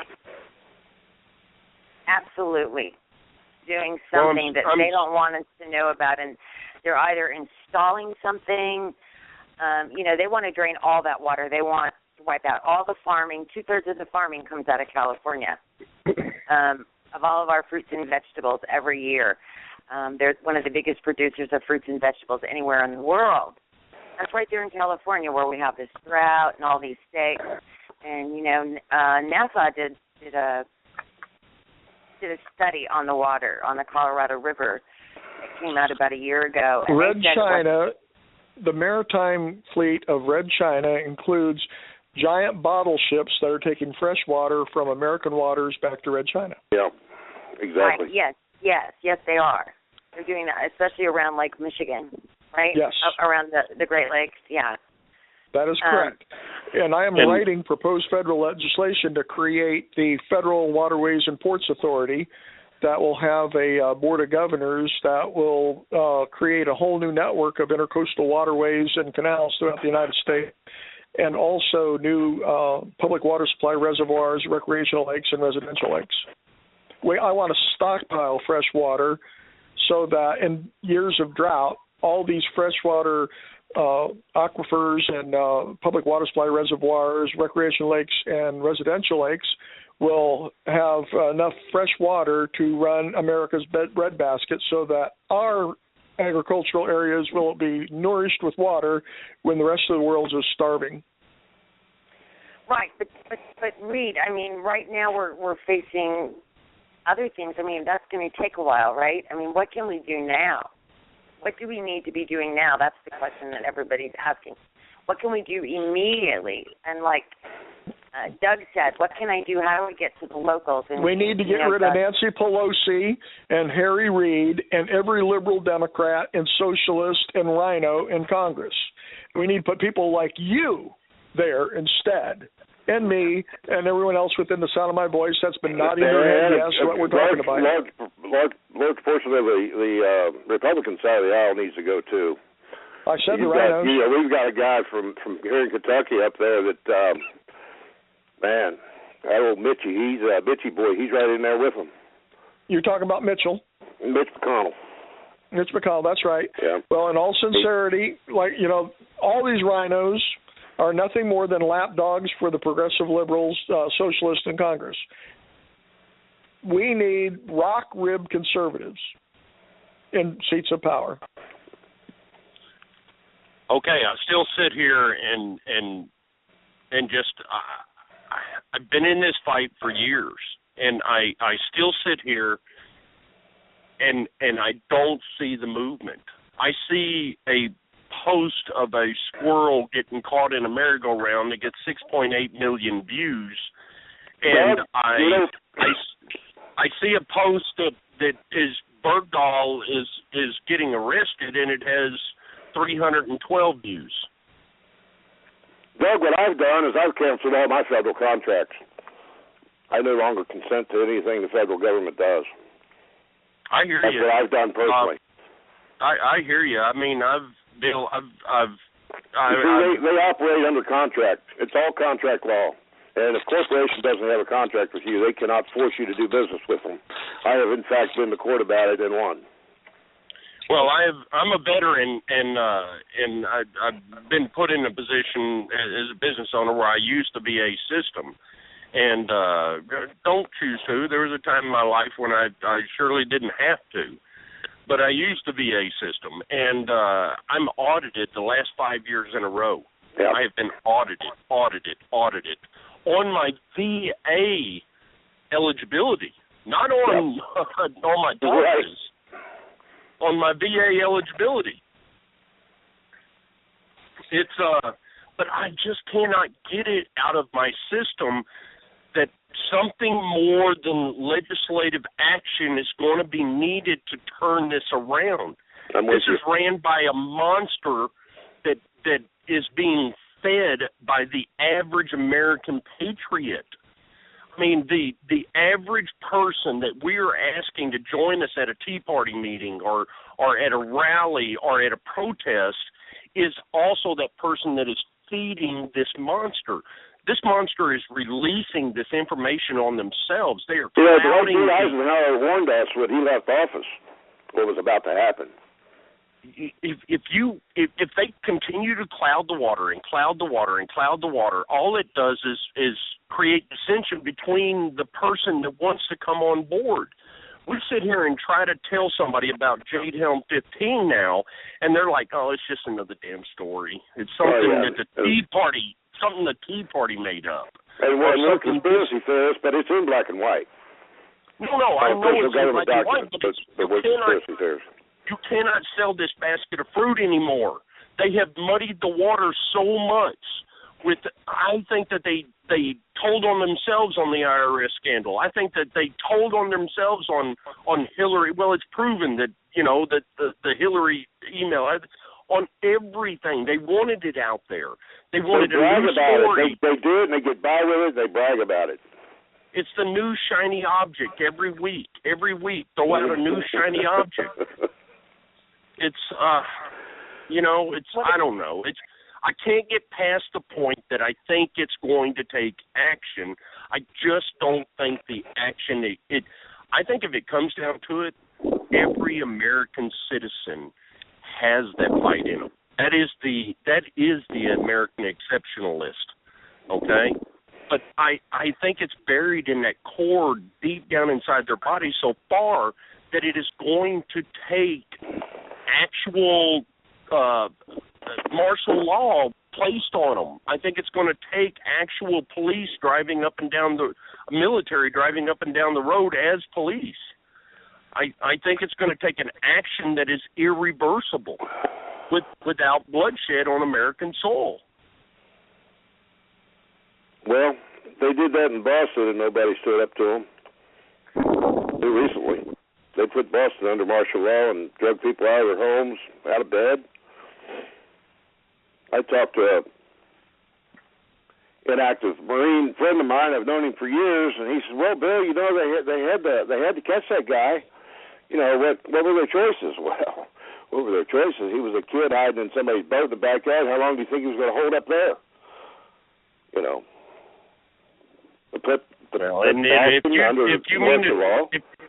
If you want to tell me that they cannot use our military to locate a person in the woods, they didn't locate that guy because they didn't want to locate that guy. Well, they've actually got an act against that. It's called the Posse Comitatus Act, although they've breached it or broken that act many times. But the Posse Comitatus is in effect for a reason. It backs up the thought or the assertion of no standing armies. Right. It's what the National Guard is for. You guys, wasn't it in the Patriot Act or the NDAA that, because I know I've seen this and I read it and I can't remember which one it was in, where they where military were allowed to act as domestic police. Actually, both. That's contained in both those. And the NDAA is not Obama's baby. That's been in effect for 60 years. Oh, okay. Yeah. But I mean, Bush, Georgie boy, got the Patriot Act pushed through, which violated almost the whole Bill of Rights at one point or another. And let me mention, they are literally, I've seen two really good articles. One was a video of one of the senators, going off ranting about how he was going to try to defund the Patriot Act. And then I saw where Rand Paul is fighting to get rid of the Patriot Act. And then I saw another article, and they are very serious about trying to get rid of the Patriot Act. And it's like, okay, here's something we can all get behind, right? We can all get behind that and try to get rid of that damn thing. Try to start the process again. So, but you see, the problem is the damage is done. They've got the mechanisms in place to do their spying, and they're going to do it. Whether with consent or not, they're just going to do it because they can. The mechanism's in place. It's been in place, and they're going to use it. Yeah, and they're installing these cell towers now. I just a woman in Los Angeles put out a video, great video. Everybody needs to see it. Talking about how they're putting these in and installing them all over the place. These cell towers that are emitting, a whole lot of radiation, and people are getting sick, getting cancer, and they're installing more and more and more and more of these things, and that's why. I think it was Doug. He said he can't get it out of his head that he thinks this is going to take force. And, the more they do, it's not going to be reversible. It's not going to be reversed if we don't stand up. I mean, it's not. They're doing these things, they've been doing them covertly for so many years that by the time we find out about them, they're already done. Now they're just blatantly and openly doing these things. Like, they have so much control now that it doesn't matter. But, when it comes time when they say, oh, yeah, you're going to get up one Monday morning and the currency's going to be changed. You're going to lose all your money and going to go, or be cut in half or less. And you're going to say, great, now what you have to do is come in. We need to get you chipped. Or, this chip, we're going to put it in your new debit card. So everybody's going to have to change out their cards. And they'll just do it slowly. And people won't even realize that all of a sudden everything they do is in this little chip. Doesn't necessarily, they may not inject it. I think they're going to have a hard time doing that. So my passport says they already got a RFID chip in it. And before and then you won't have access to anything. Your money will be cut off. If you don't pay your electric bill on time, they'll shut your electric. Because they own everything. They own everything. No, I don't believe that they should have the right to own one thing. I don't believe in the Constitution it allows them to own one single item, including government land. We've lost full control of this. Yes, sir. I'm not just talking about land. I just read somewhere that the U.S. is like the biggest property owner in the world. But I'm talking, and after the mortgage crisis, they took over everything because they're partnerships with these corporations, because they have all these partnerships, these contracts with these corporations, and that's how they've managed to take over all the property, and that's what Agenda 21 is about. That's what communism about, is wiping out all but they own everything. I'm talking, they own Chili's, they own the hospitals, they own the prisons, they own the rail systems, they own Hollywood, they own TV, they own, and all these these corporations, the ones that are really there. Well, the United States Corporation has all used the merged. Commerce Clause to achieve 99% of what they own, or to obtain it. Okay, well, we got very, very smart people here. Okay, what happens to the military when we have the 1,800 commanding officers, high-ranking officials that have been cut loose and released that don't walk the party line or the communist line? Where are these guys? I want somebody to tell me these guys are working in the background to take care of this problem. Somewhere these guys, and I, like I said, served my time, I know that these guys have men that will follow them to the end. Where are these guys at? Where are they at? Are they proposing? Are they working behind the scenes? Well, you should go on Facebook and search Gene Vallely. That's Major. I think she's Major General Paul Valley, U.S. Army, retired. He goes by Gene Valley. He posts some really interesting stuff. He's got a small group of top brass and Navy admirals that they've gotten together and they're starting to work on Washington. And what's really, I think, is really cool about Gene is or Paul. He's actually using these guys are actually using the word treason and they're attaching names to it. And I think that's a really, really strong step in the right direction. You know, him and another, I think he was an admiral, I don't remember his name, they came out last year and started, and they were on mainstream news talking about the constitutional crisis going on. So, you know, to me that's really good news on the big picture. I agree. And I pray every day, and I pray that somewhere in the background there is a force to be reckoned with that has things put together and has plans put together to control us, the people, in the proper way, to give us guidance. Well, I keep praying for that, too, and I keep hoping, and I keep trying to find it, but I don't see that it's out there. Well, I guess if they're going to be covert, they're going to be covert. I mean, you know, you bring it up, you get squashed. You bring it up, you get squashed. You know, we can go back to Breitbart, you know, his death. We can go back to a list of deaths that have occurred. I'll tell you a really good document to read, and they update it every 2 years, is a Rand Corporation document. I think it's like $40 to get the latest PDF. It's about a 600-page document, but man, I'll tell you what, you sit down and read through that, it lays out everything of what's to come, what you're looking at in the future. If you want a little insight on their plans, on the blueprint, that's the document to go look at. You guys, but what you have to remember is those guys, especially those people who have been, you know, let go, I'm guessing a lot of them went into business privately. Whether you work for the government, the federal government, the city government, or, you know, directly, or whether you're working for Lockheed Martin, Raytheon, Boeing, or one of these IT companies, you're still working for the same group of people. And I'm guessing, I mean, those guys have to be extremely concerned that they're spying on them and watching their every move because they can.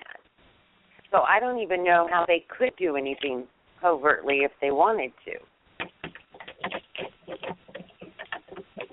However, these are people who should understand and know the extent of the systems that they use and probably, you know, knew about this spying a long time ago. Maybe they didn't. Maybe they weren't even aware. But, you know, everybody... I want to share something with you. In the early 80s, I had a contract. I was in the intelligence community. And I had a device. I didn't care if you were standing in the middle of an open field, talking face-to-face. I could point it at you and hear exactly what you were saying. I could listen to small talk in the bedroom off the glass. So the technology from 1982 through mid-85 to today, I can guarantee it's much more advanced. I'd say they were able to do that by satellite. I don't know. This is just a guess. That, you know, I mean, you go to Google Google Earth, you can pay a monthly fee and get a program, and you can down there read somebody what brand of cigarettes in their shirt pocket. Right. No, you can. I mean, the technology is unbelievable. Some of it we don't know about. We hear about it only after they have used it for there's a general rule what's considered top secret devices or technology usually comes to the public about a 30-year delay. That's a general rule, but that varies. So you can imagine what's available now, and some of the technology that's available now, and how amazing some of this stuff is.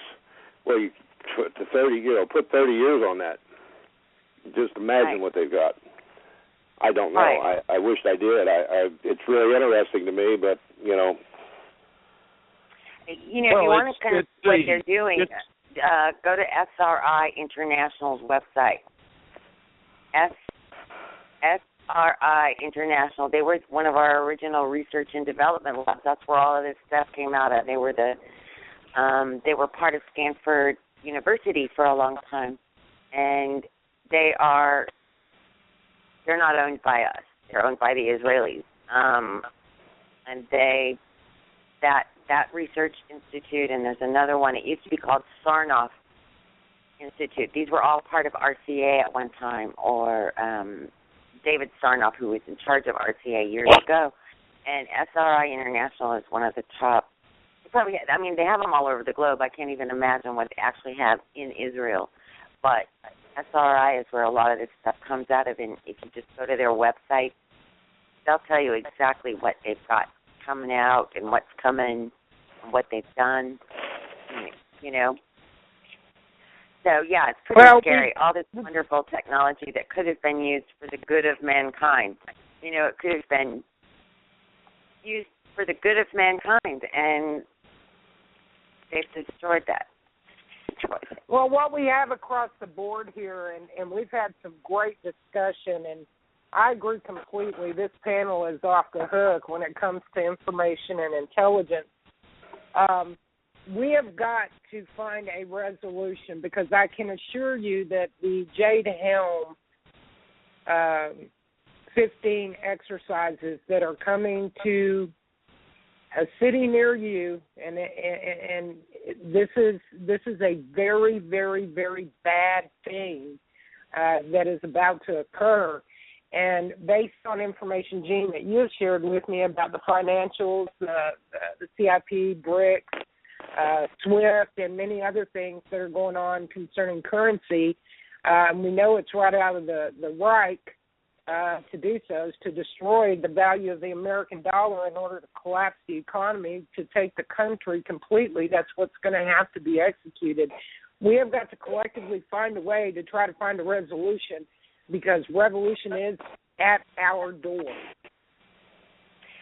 It is at our door. We do, and I'm with that. Beads, bullets, and bandages. Amen.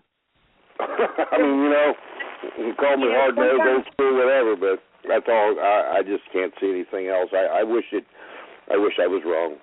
I hope I'm going to Austin. I'm gonna, leave it Friday morning at 4:00. And gonna camp out, and one day's on Islam and one day's on the border.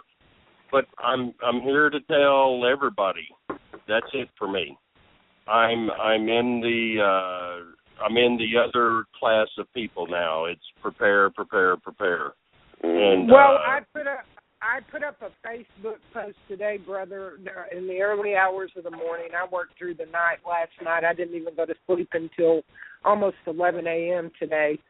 And I put up that statement. I feel like God is motivating me to move in a different direction. I've done everything that I possibly could to make aware and awake the people of America in the groups and in all 50 states and even globally. I'll continue to do rage. I'll continue to work diligently behind the scenes, but less vocal on Facebook or Facebook. I feel like it's time for me to prepare as well, and I'm going to take every advantage that I possibly can with training on the island with my company boss out off of Matagorda, Texas, and be as versed and as fit as I possibly can for the battle that I see coming. Amen. You've got that support completely. That sounds like a great operation, that boss. You know, I want to throw something in real quick that's kind of off the subject that I heard it talked about earlier about the Facebook deal. We have to understand that when you go on Facebook, it would be just like if I came into your living room. I'm on private property, and you make the rules there. If I don't like your rules, I have the option to leave. So, you know, and I know these admins. I'm just reading your post here, Becky, about you got scolded. Yeah, some of these admins are a little over the top, but as far as the Facebook owners, it is private property. Even your page is their private property. So we have to remember that when we're dealing with Facebook. We're on private property. And as far as the website where you can go, and I'm not trying to plug, we don't make any money on this at all, but we have a website that's preparedtotakeamericaback.com, all lowercase, straightforward. We promote free speech. We've got a few basic rules. You can go read them. We just ask that you don't, no personal threats or, vulgarity, things like that. But, it's free speech. We're not going to chastise you for voicing your opinion about anything. So, that's an option. Like I said, we don't make any money on it. I'm not really trying to plug it, but I'm trying to put that out there as an alternative to Facebook. But go ahead. Yeah. Well, when there's a site you guys called Modern Militia Movement. They have a social media of their own, and it's I've got another friend who's got a social media too, another social media site. I have it written down. I'll have to get it. There's so many of them. I wish. And those are options. They're like Facebook. They're just they're not being run by Facebook. I wish Stick had not had to leave. Stick with us. I hadn't tied into the show. He had some really great ideas on social networking. He's a technical wizard. I believe that his approach with exposure for the politicians, whether it be, exposing the good qualities that they have or the bad, backed up with obvious evidence. We don't want anything out there that's not factual. I believe that's a brilliant idea, and I have to say I want to give a medal of fuck off and kiss my ass, pardon my language, people, to the folks over there at Free Speech that I just got tugged off on for posting up indication that we were doing Rage Against the Regime that was important information that the nation needed to hear. I was told that my post was considered spam. It had to have approval. I was just added to the group, so I had no idea. Yeah, you spammer, you. Becky, you just cause trouble everywhere you go, girl. Yeah, I'm a troublemaker. I'm a rebel, damn it. But anyway, I want to give them that button for but that's why we love you. Trying to tell me that, thank you. Trying to tell me that my post was spam and had to have approval, and if I were to cause such an infraction again on their page, I would be removed, at which point I said, well, I certainly will comply, not in capital letters, and I told them that this was, in fact, not about freedom of speech, and I removed myself. I didn't even give them the task to do so, because I'm going to tell everybody out there, if you're adminning a page on a social network, and I am not being intrusive, like Bill said, I'm not attacking anyone personally or inciting hatred, but I'm in fact imparting truth, and you try to censor me like this communistic government, I'll slap the taste buds right out of your mouth, and I'll slander the hell out of you all over Facebook and on Blog Talk, and I assure you I have a much better audience than you do. Keep your shit up. Keep it up. You're part of the problem. Exactly. I apologize to my guests today. For those who know me, you know where I'll go sometimes, and God forgave me already, so I certainly hope that you guys can. Yeah, it's a very sad state of affairs when the general population has taken on the authoritarian Orwellian attitude that we live in, that we all hate, people are turning around and we seem to be using it against each other. That's just a crying shame. I think that's what you're getting into today, Becky. Oh, don't try to sanction me. You know what I mean? First of all, I'm here to wake America up, and the importation of factual information is my goal. That's why they call me the truth stinger. That's why they refer to me as the patriot goddess. That's why they tell me I've got balls bigger than bulls. Well, it's because I'm not afraid to speak out. I truly do this with no fear. Don't let my language fool you. I'm a Christian. I'm just a work in progress. And I apologize for the F-bomb that just flew out of my mouth. That infuriated me. That infuriated me because they're trying to stop the information that you and the other guests on this show, the panel, that we're speaking about, the subject matters today that are of grave importance to save this country. And I've got some asshat who thinks she's somebody running a page called Free Speech, real free speech at that, telling me that if I do this again, I'm actually going to be booted from the group. Well, sweetheart, you don't have to escort me to the door. I'll go on my own accord and slap the taste buds out of your ignorant mouth on my way out the door with a little bit of truth. And the truth is you're no better than the government who is doing the things that they're doing to us and the fascists that run Facebook and other social networks. I'm sorry, but that's the way I feel about it. Tell them. Yeah, well, you know I will. I'm known for that. Nothing like an educated Texas girl that likes to drop the F-bomb. Well, I do. I apologize. I come from a long lineage of heathen, and sometimes it seeps out of my lips and rolls right off my tongue before I can catch it. So, again, to listeners out there, the Christian people that are on board listening, I do apologize to you. It was not meant to offend you. It was simply human. So, I'm only human. There's a song about it. What are we going to do, gentlemen? What are we going to do, ladies and gentlemen? How do we fix this? How do we turn things around? I'll be honest with you. In my opinion, we're out of time. A long logistic legal battle with these folks and continuing to appeal to them with a request. It's gotten us nowhere. I propose that the folks who are on board with the separation of Texas, we've been pushing for secession, and the judge gave us some great information earlier about that particular verbiage and what we might exercise otherwise concerning verbiage. I propose that we no longer approach our legislators with a request, but rather a demand. You see, the government has forgot their position, and their position as elected officials let's just pretend they were elected just because we don't really want to blow the minds of people out there that can't resonate on the truth. But I would propose a demand. They are to be subservient and to hear the people's cry. They serve me and you. I'm their boss. They've got things backwards. They've got it backwards. If I had one governorship, I would have served the people. I would not have served over the people, you see, and that's part of the problem. The society as a whole doesn't understand. Somebody used the terminology allow. I think it was Gene a while ago. You're correct, ma'am. As long as we allow these things to happen or continue, then they will. It's never going to change. Well, basically, the American people are not only allowing it, they're demanding it with vigor and enthusiasm. These people are begging to be sheep.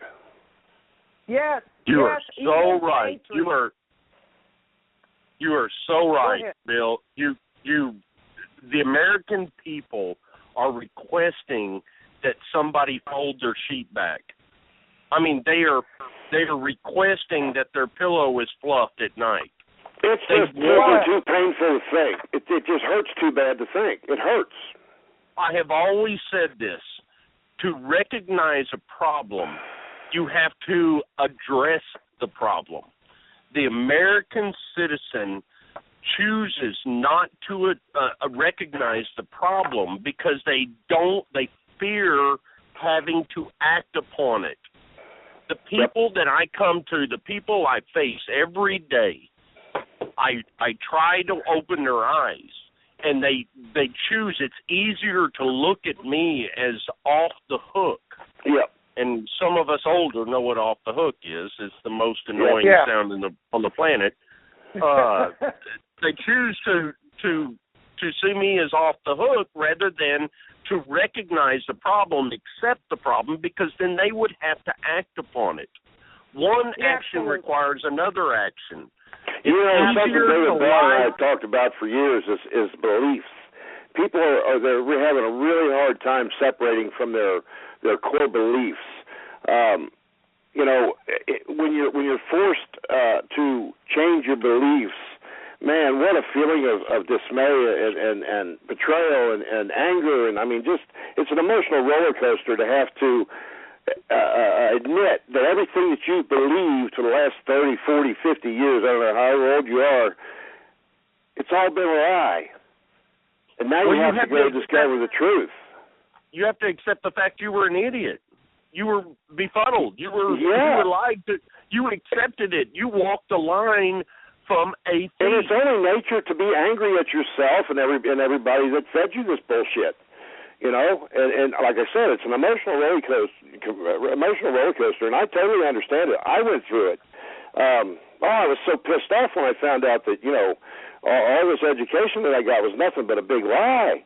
Holy crap. Man, well, and then when I started digging into what went wrong and what went wrong and when, oh man, I'm still pissed off, but you know. Well, I'm glad I didn't waste my money and time there, Bill.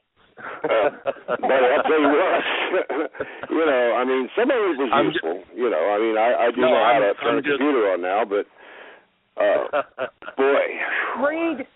Reed, I apologize, sir. I'd gone downstairs to get some water. I'm not feeling real well today, and I didn't notice that you had dropped and that you had come back on and you were muted until just now.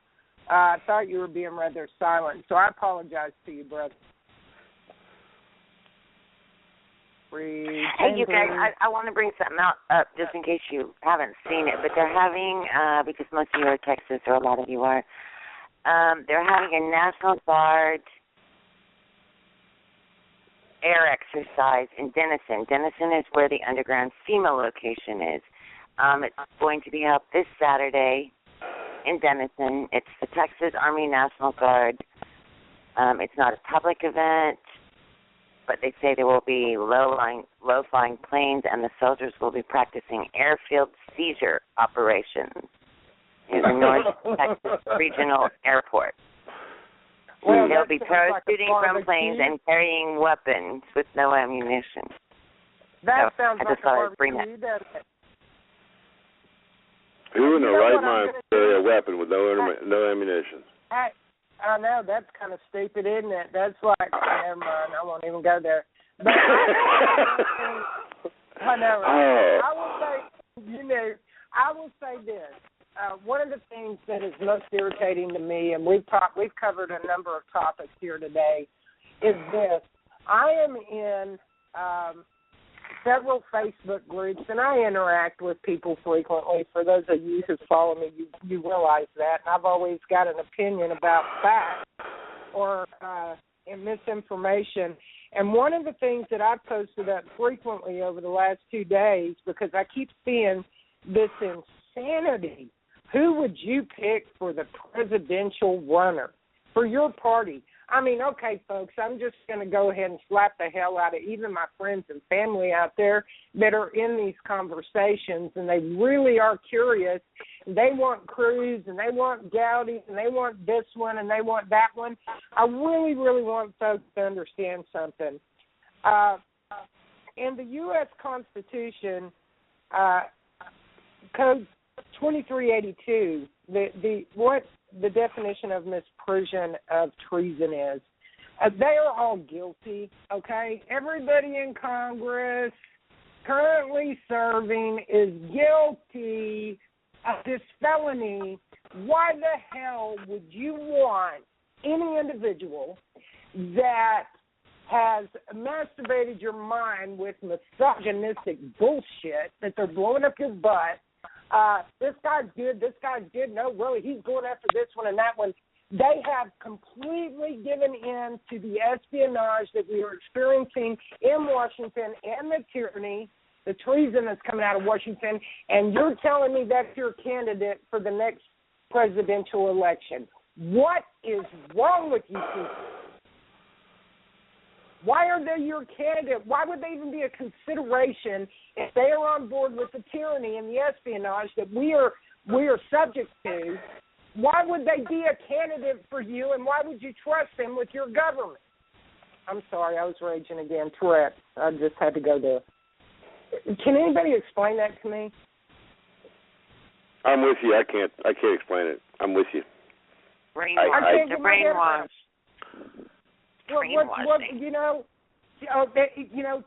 Ted Cruz, he's eligible. He's a natural born citizen because his money was, and he's this great guy. No, he's not. He's married to the VP of Goldman Sachs. And if you don't know who that is, you need to do your homework. They're the enemy. His lip service, actions speak louder than words. My spouse can tell me all day long how much they love me, but when they're crawling in my bed with somebody else, they don't love me at all. It's a lie. I'm sorry, I had to rage for a minute. I just wanted to know if y'all could explain this to me. I've been devastated the last couple of days over the whole thought of the conservatives and the so-called patriot sheep. I had to say that in there, and these 3%ers supposedly they're all on this Cruz bandwagon, and says, oh my God, these people. Man, if you think voting is going to fix this problem, you've not been paying attention. My point exactly. I have spent endless hours. I'm talking over 4 years. I have spent literally thousands of hours doing homework, having counsel with brilliant minds like Judge Reed and the folks that are here on this panel, and I've done my homework, and I know what they're guilty of, and I've imparted that information. And if you're too lazy to verify that information and understand the injustice that has been served to you on a spoon, up your butt without preface or any, not even a kiss. They're not even warning you. And you still stand there and defend that individual's right to run as a president, and you feel that that's I actually heard this. Well, that's the lesser of two evils. What is that? Yeah. The lesser of two evils. Well, you know what, and I have to admit, I played that game for a few years, and it's a horrible place to be. It really is. Well, I've just spent so much time, and I'm so frustrated with it that I can't believe our people would not want to completely remove these people that have listened and that we've imparted this information. We've taken away time from our families. We've put our lives on hold to do these things and painted a huge target on our forehead to be picked up and executed. And the people are so unappreciative that they're still falling into that sheeple mind thought. I don't understand it. I really do not understand it. I'll tell you another one, Becky's Rand Paul. I've really tried to like that man, but boy, the way he's up McConnell's ass all the time, I just. Oh my God, he was French kissing Al Sharpton in the dining room. Not literally, but you know what I'm saying. Yeah, exactly. Exactly. I mean, I really like Ron. But, I don't know Ron that well. I don't know that much about Ron Paul. But Ron, I tried to like him. I really did. I tried to put a little bit of trust in him and with caution. Sure enough, he come out supporting McConnell. And there again, I don't know if he was choosing the lesser of the two evils or, I just don't know. But still, that act alone turned me off. I can't trust him.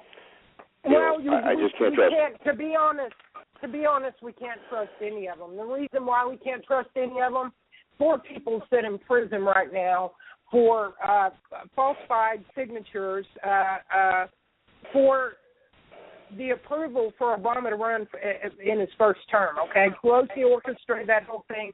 4 people were convicted for forgery in a court of law. And they're they're probably out by now, but they were sent to prison. They were convicted and sent to prison for that, proving that he was ineligible to even be on the ballot to run. Now, let's just jump past that and move fast forward. We've seen continual acts of treason if he were an American citizen, a natural-born citizen, which we all know he's not. And we know that now. That's been proven. So it's actually an act of espionage. So we have an enemy of the state and the enemy of America sitting as POTUS, as Commander-in-Chief of our military, the Sergeant of Arms, the Senate, the Speaker of the House. Nobody who has the authority to initiate removal, and I still hear people talking about impeachment. That's not even an option. Y'all need to shut up and sit down, to be quite honest, because that's pure. Nothing short of an arrest and a common law grand jury for that guy. Absolutely, but they've aided and abetted it. Everybody in Congress, I don't care how good you think they are guilty right now of allowing this takeover, this coup d'etat, to be completed over America. And I still have patriots that know me, that have followed me, that have listened to my show, listened to you guys, have been in the constitutional think tanks that we created, giving them factual information, helping them to understand how government works and it's not supposed to work, and who the enemy is. He's aided and abetted terrorism, and we're still saying, well, I think this guy's great for... I don't want to be a broken record, but if folks would just please go read Section 2 of the 14th Amendment. It's a very convoluted sentence structure, but if you read that, that is proof right there of the beginning of the coup d'etat. Yes. Bust open your Black's Law Dictionary and get, there's a free copy of Vettle's Law of Nations online, and look up the definitions of these words and read that sentence. I mean, that sentence, that right there is man, that was the beginning. That is treason. That's pretty much the beginning of the espionage, of the coup d'etat. Well, and you're correct, and how anybody can even consider. Well, first of all, they don't know how the Electoral College works. There is no oversight committee, congressionally or federally, that dictates how they cast their votes. The Electoral College is picked by the candidates. They do not have to vote according to popular vote in their area. That president and that vice president is seated by electoral votes. The whole America votes for the president, and that's it's set in stone, and the people voted him in is a lie. It's an orchestration of theater to make the citizens feel that they have a say-so of part in picking and choosing. Did you know that it's not supposed to work that way? That the vote for representatives in Washington were originally that was originally done by the legislative branch in each state. The people elected their legislative branch in each state, and then they voted for the representation in Washington, and then that same body, an electoral vote, was set up to balance what's the word that eludes me right now? Is to balance the population in each state. But that still falls under the democracy lie. So, if you go back to the organic constitution, you can see how the elections are supposed to work. Well, and that's all been hijacked. Exactly, and they've changed strategically, logistically, the census for population in order to manipulate the Electoral College vote anyway. They've brought in people who are terrorists under the guises of refugee status in order to achieve their agenda, and largely, and I'm speaking very largely concerning the Muslim population that now controls 75% of our small to medium business infrastructure. They now operate trying to implement Sharia law. They now have no-go zones. They have terrorist training camps, but we're the terrorists, okay? They have terrorist training camps that our government has funded and allowed them to have. They're buying land for pennies on the dollar to put up mega mosques everywhere. I could go on all day. I've done these shows for a solid 2 years talking about these issues. And at the end of the day, the people still believe that we can vote in or out the corruption in Washington and in our local and state chapters, and we cannot. It has to be a cleansing. Absolutely does. And even at the local sheriff level is a problem because the first thing your sheriff does is have a meeting with the state attorney general and he lays it out to the sheriff on how this is going to work, and he has to comply. So, I mean, that's probably, I only know one sheriff that has actually gone against all that, and that's Sheriff Denny Payman here in Kentucky, and that's the only constitutional sheriff I know of. You know what? I really feel like this is a heated discussion, and I brought it to the archive section of the show because I really wanted to contain and control myself while we had a large listening audience. They'll still be able to hear this on the archive. But unfortunately, I'm about to run out of time. It gives me no indication when that's going to occur, and it's going to cut us off in mid-com conversation. So, unfortunately, we're going to have to cut this off, but I would love to have this panel back, and I invite the guests back. Doug McDougall, I absolutely love and adore you, brother. I'm glad that you came across our path. It's a blessing to have you in this panel. To Gene, to Reed Chambers, to Stick, to Wilbur, and Karen, and, of course, you, Bill Bogart. I want to thank you. Thanks for having me. For making my show possible tonight. You guys are so valuable to me, and I pray for each and every one of you safety, guidance, and wisdom, and remember to keep his will and not our own, because it's real easy to go left of center. This is Becky Williams with Rage Against the Regime podcast. I want to thank my listeners for listening in. Next time you show up, I would ask you to bring in 5 or 6 friends to the conversation and to the listening panel. We have another show that will be broadcast tomorrow.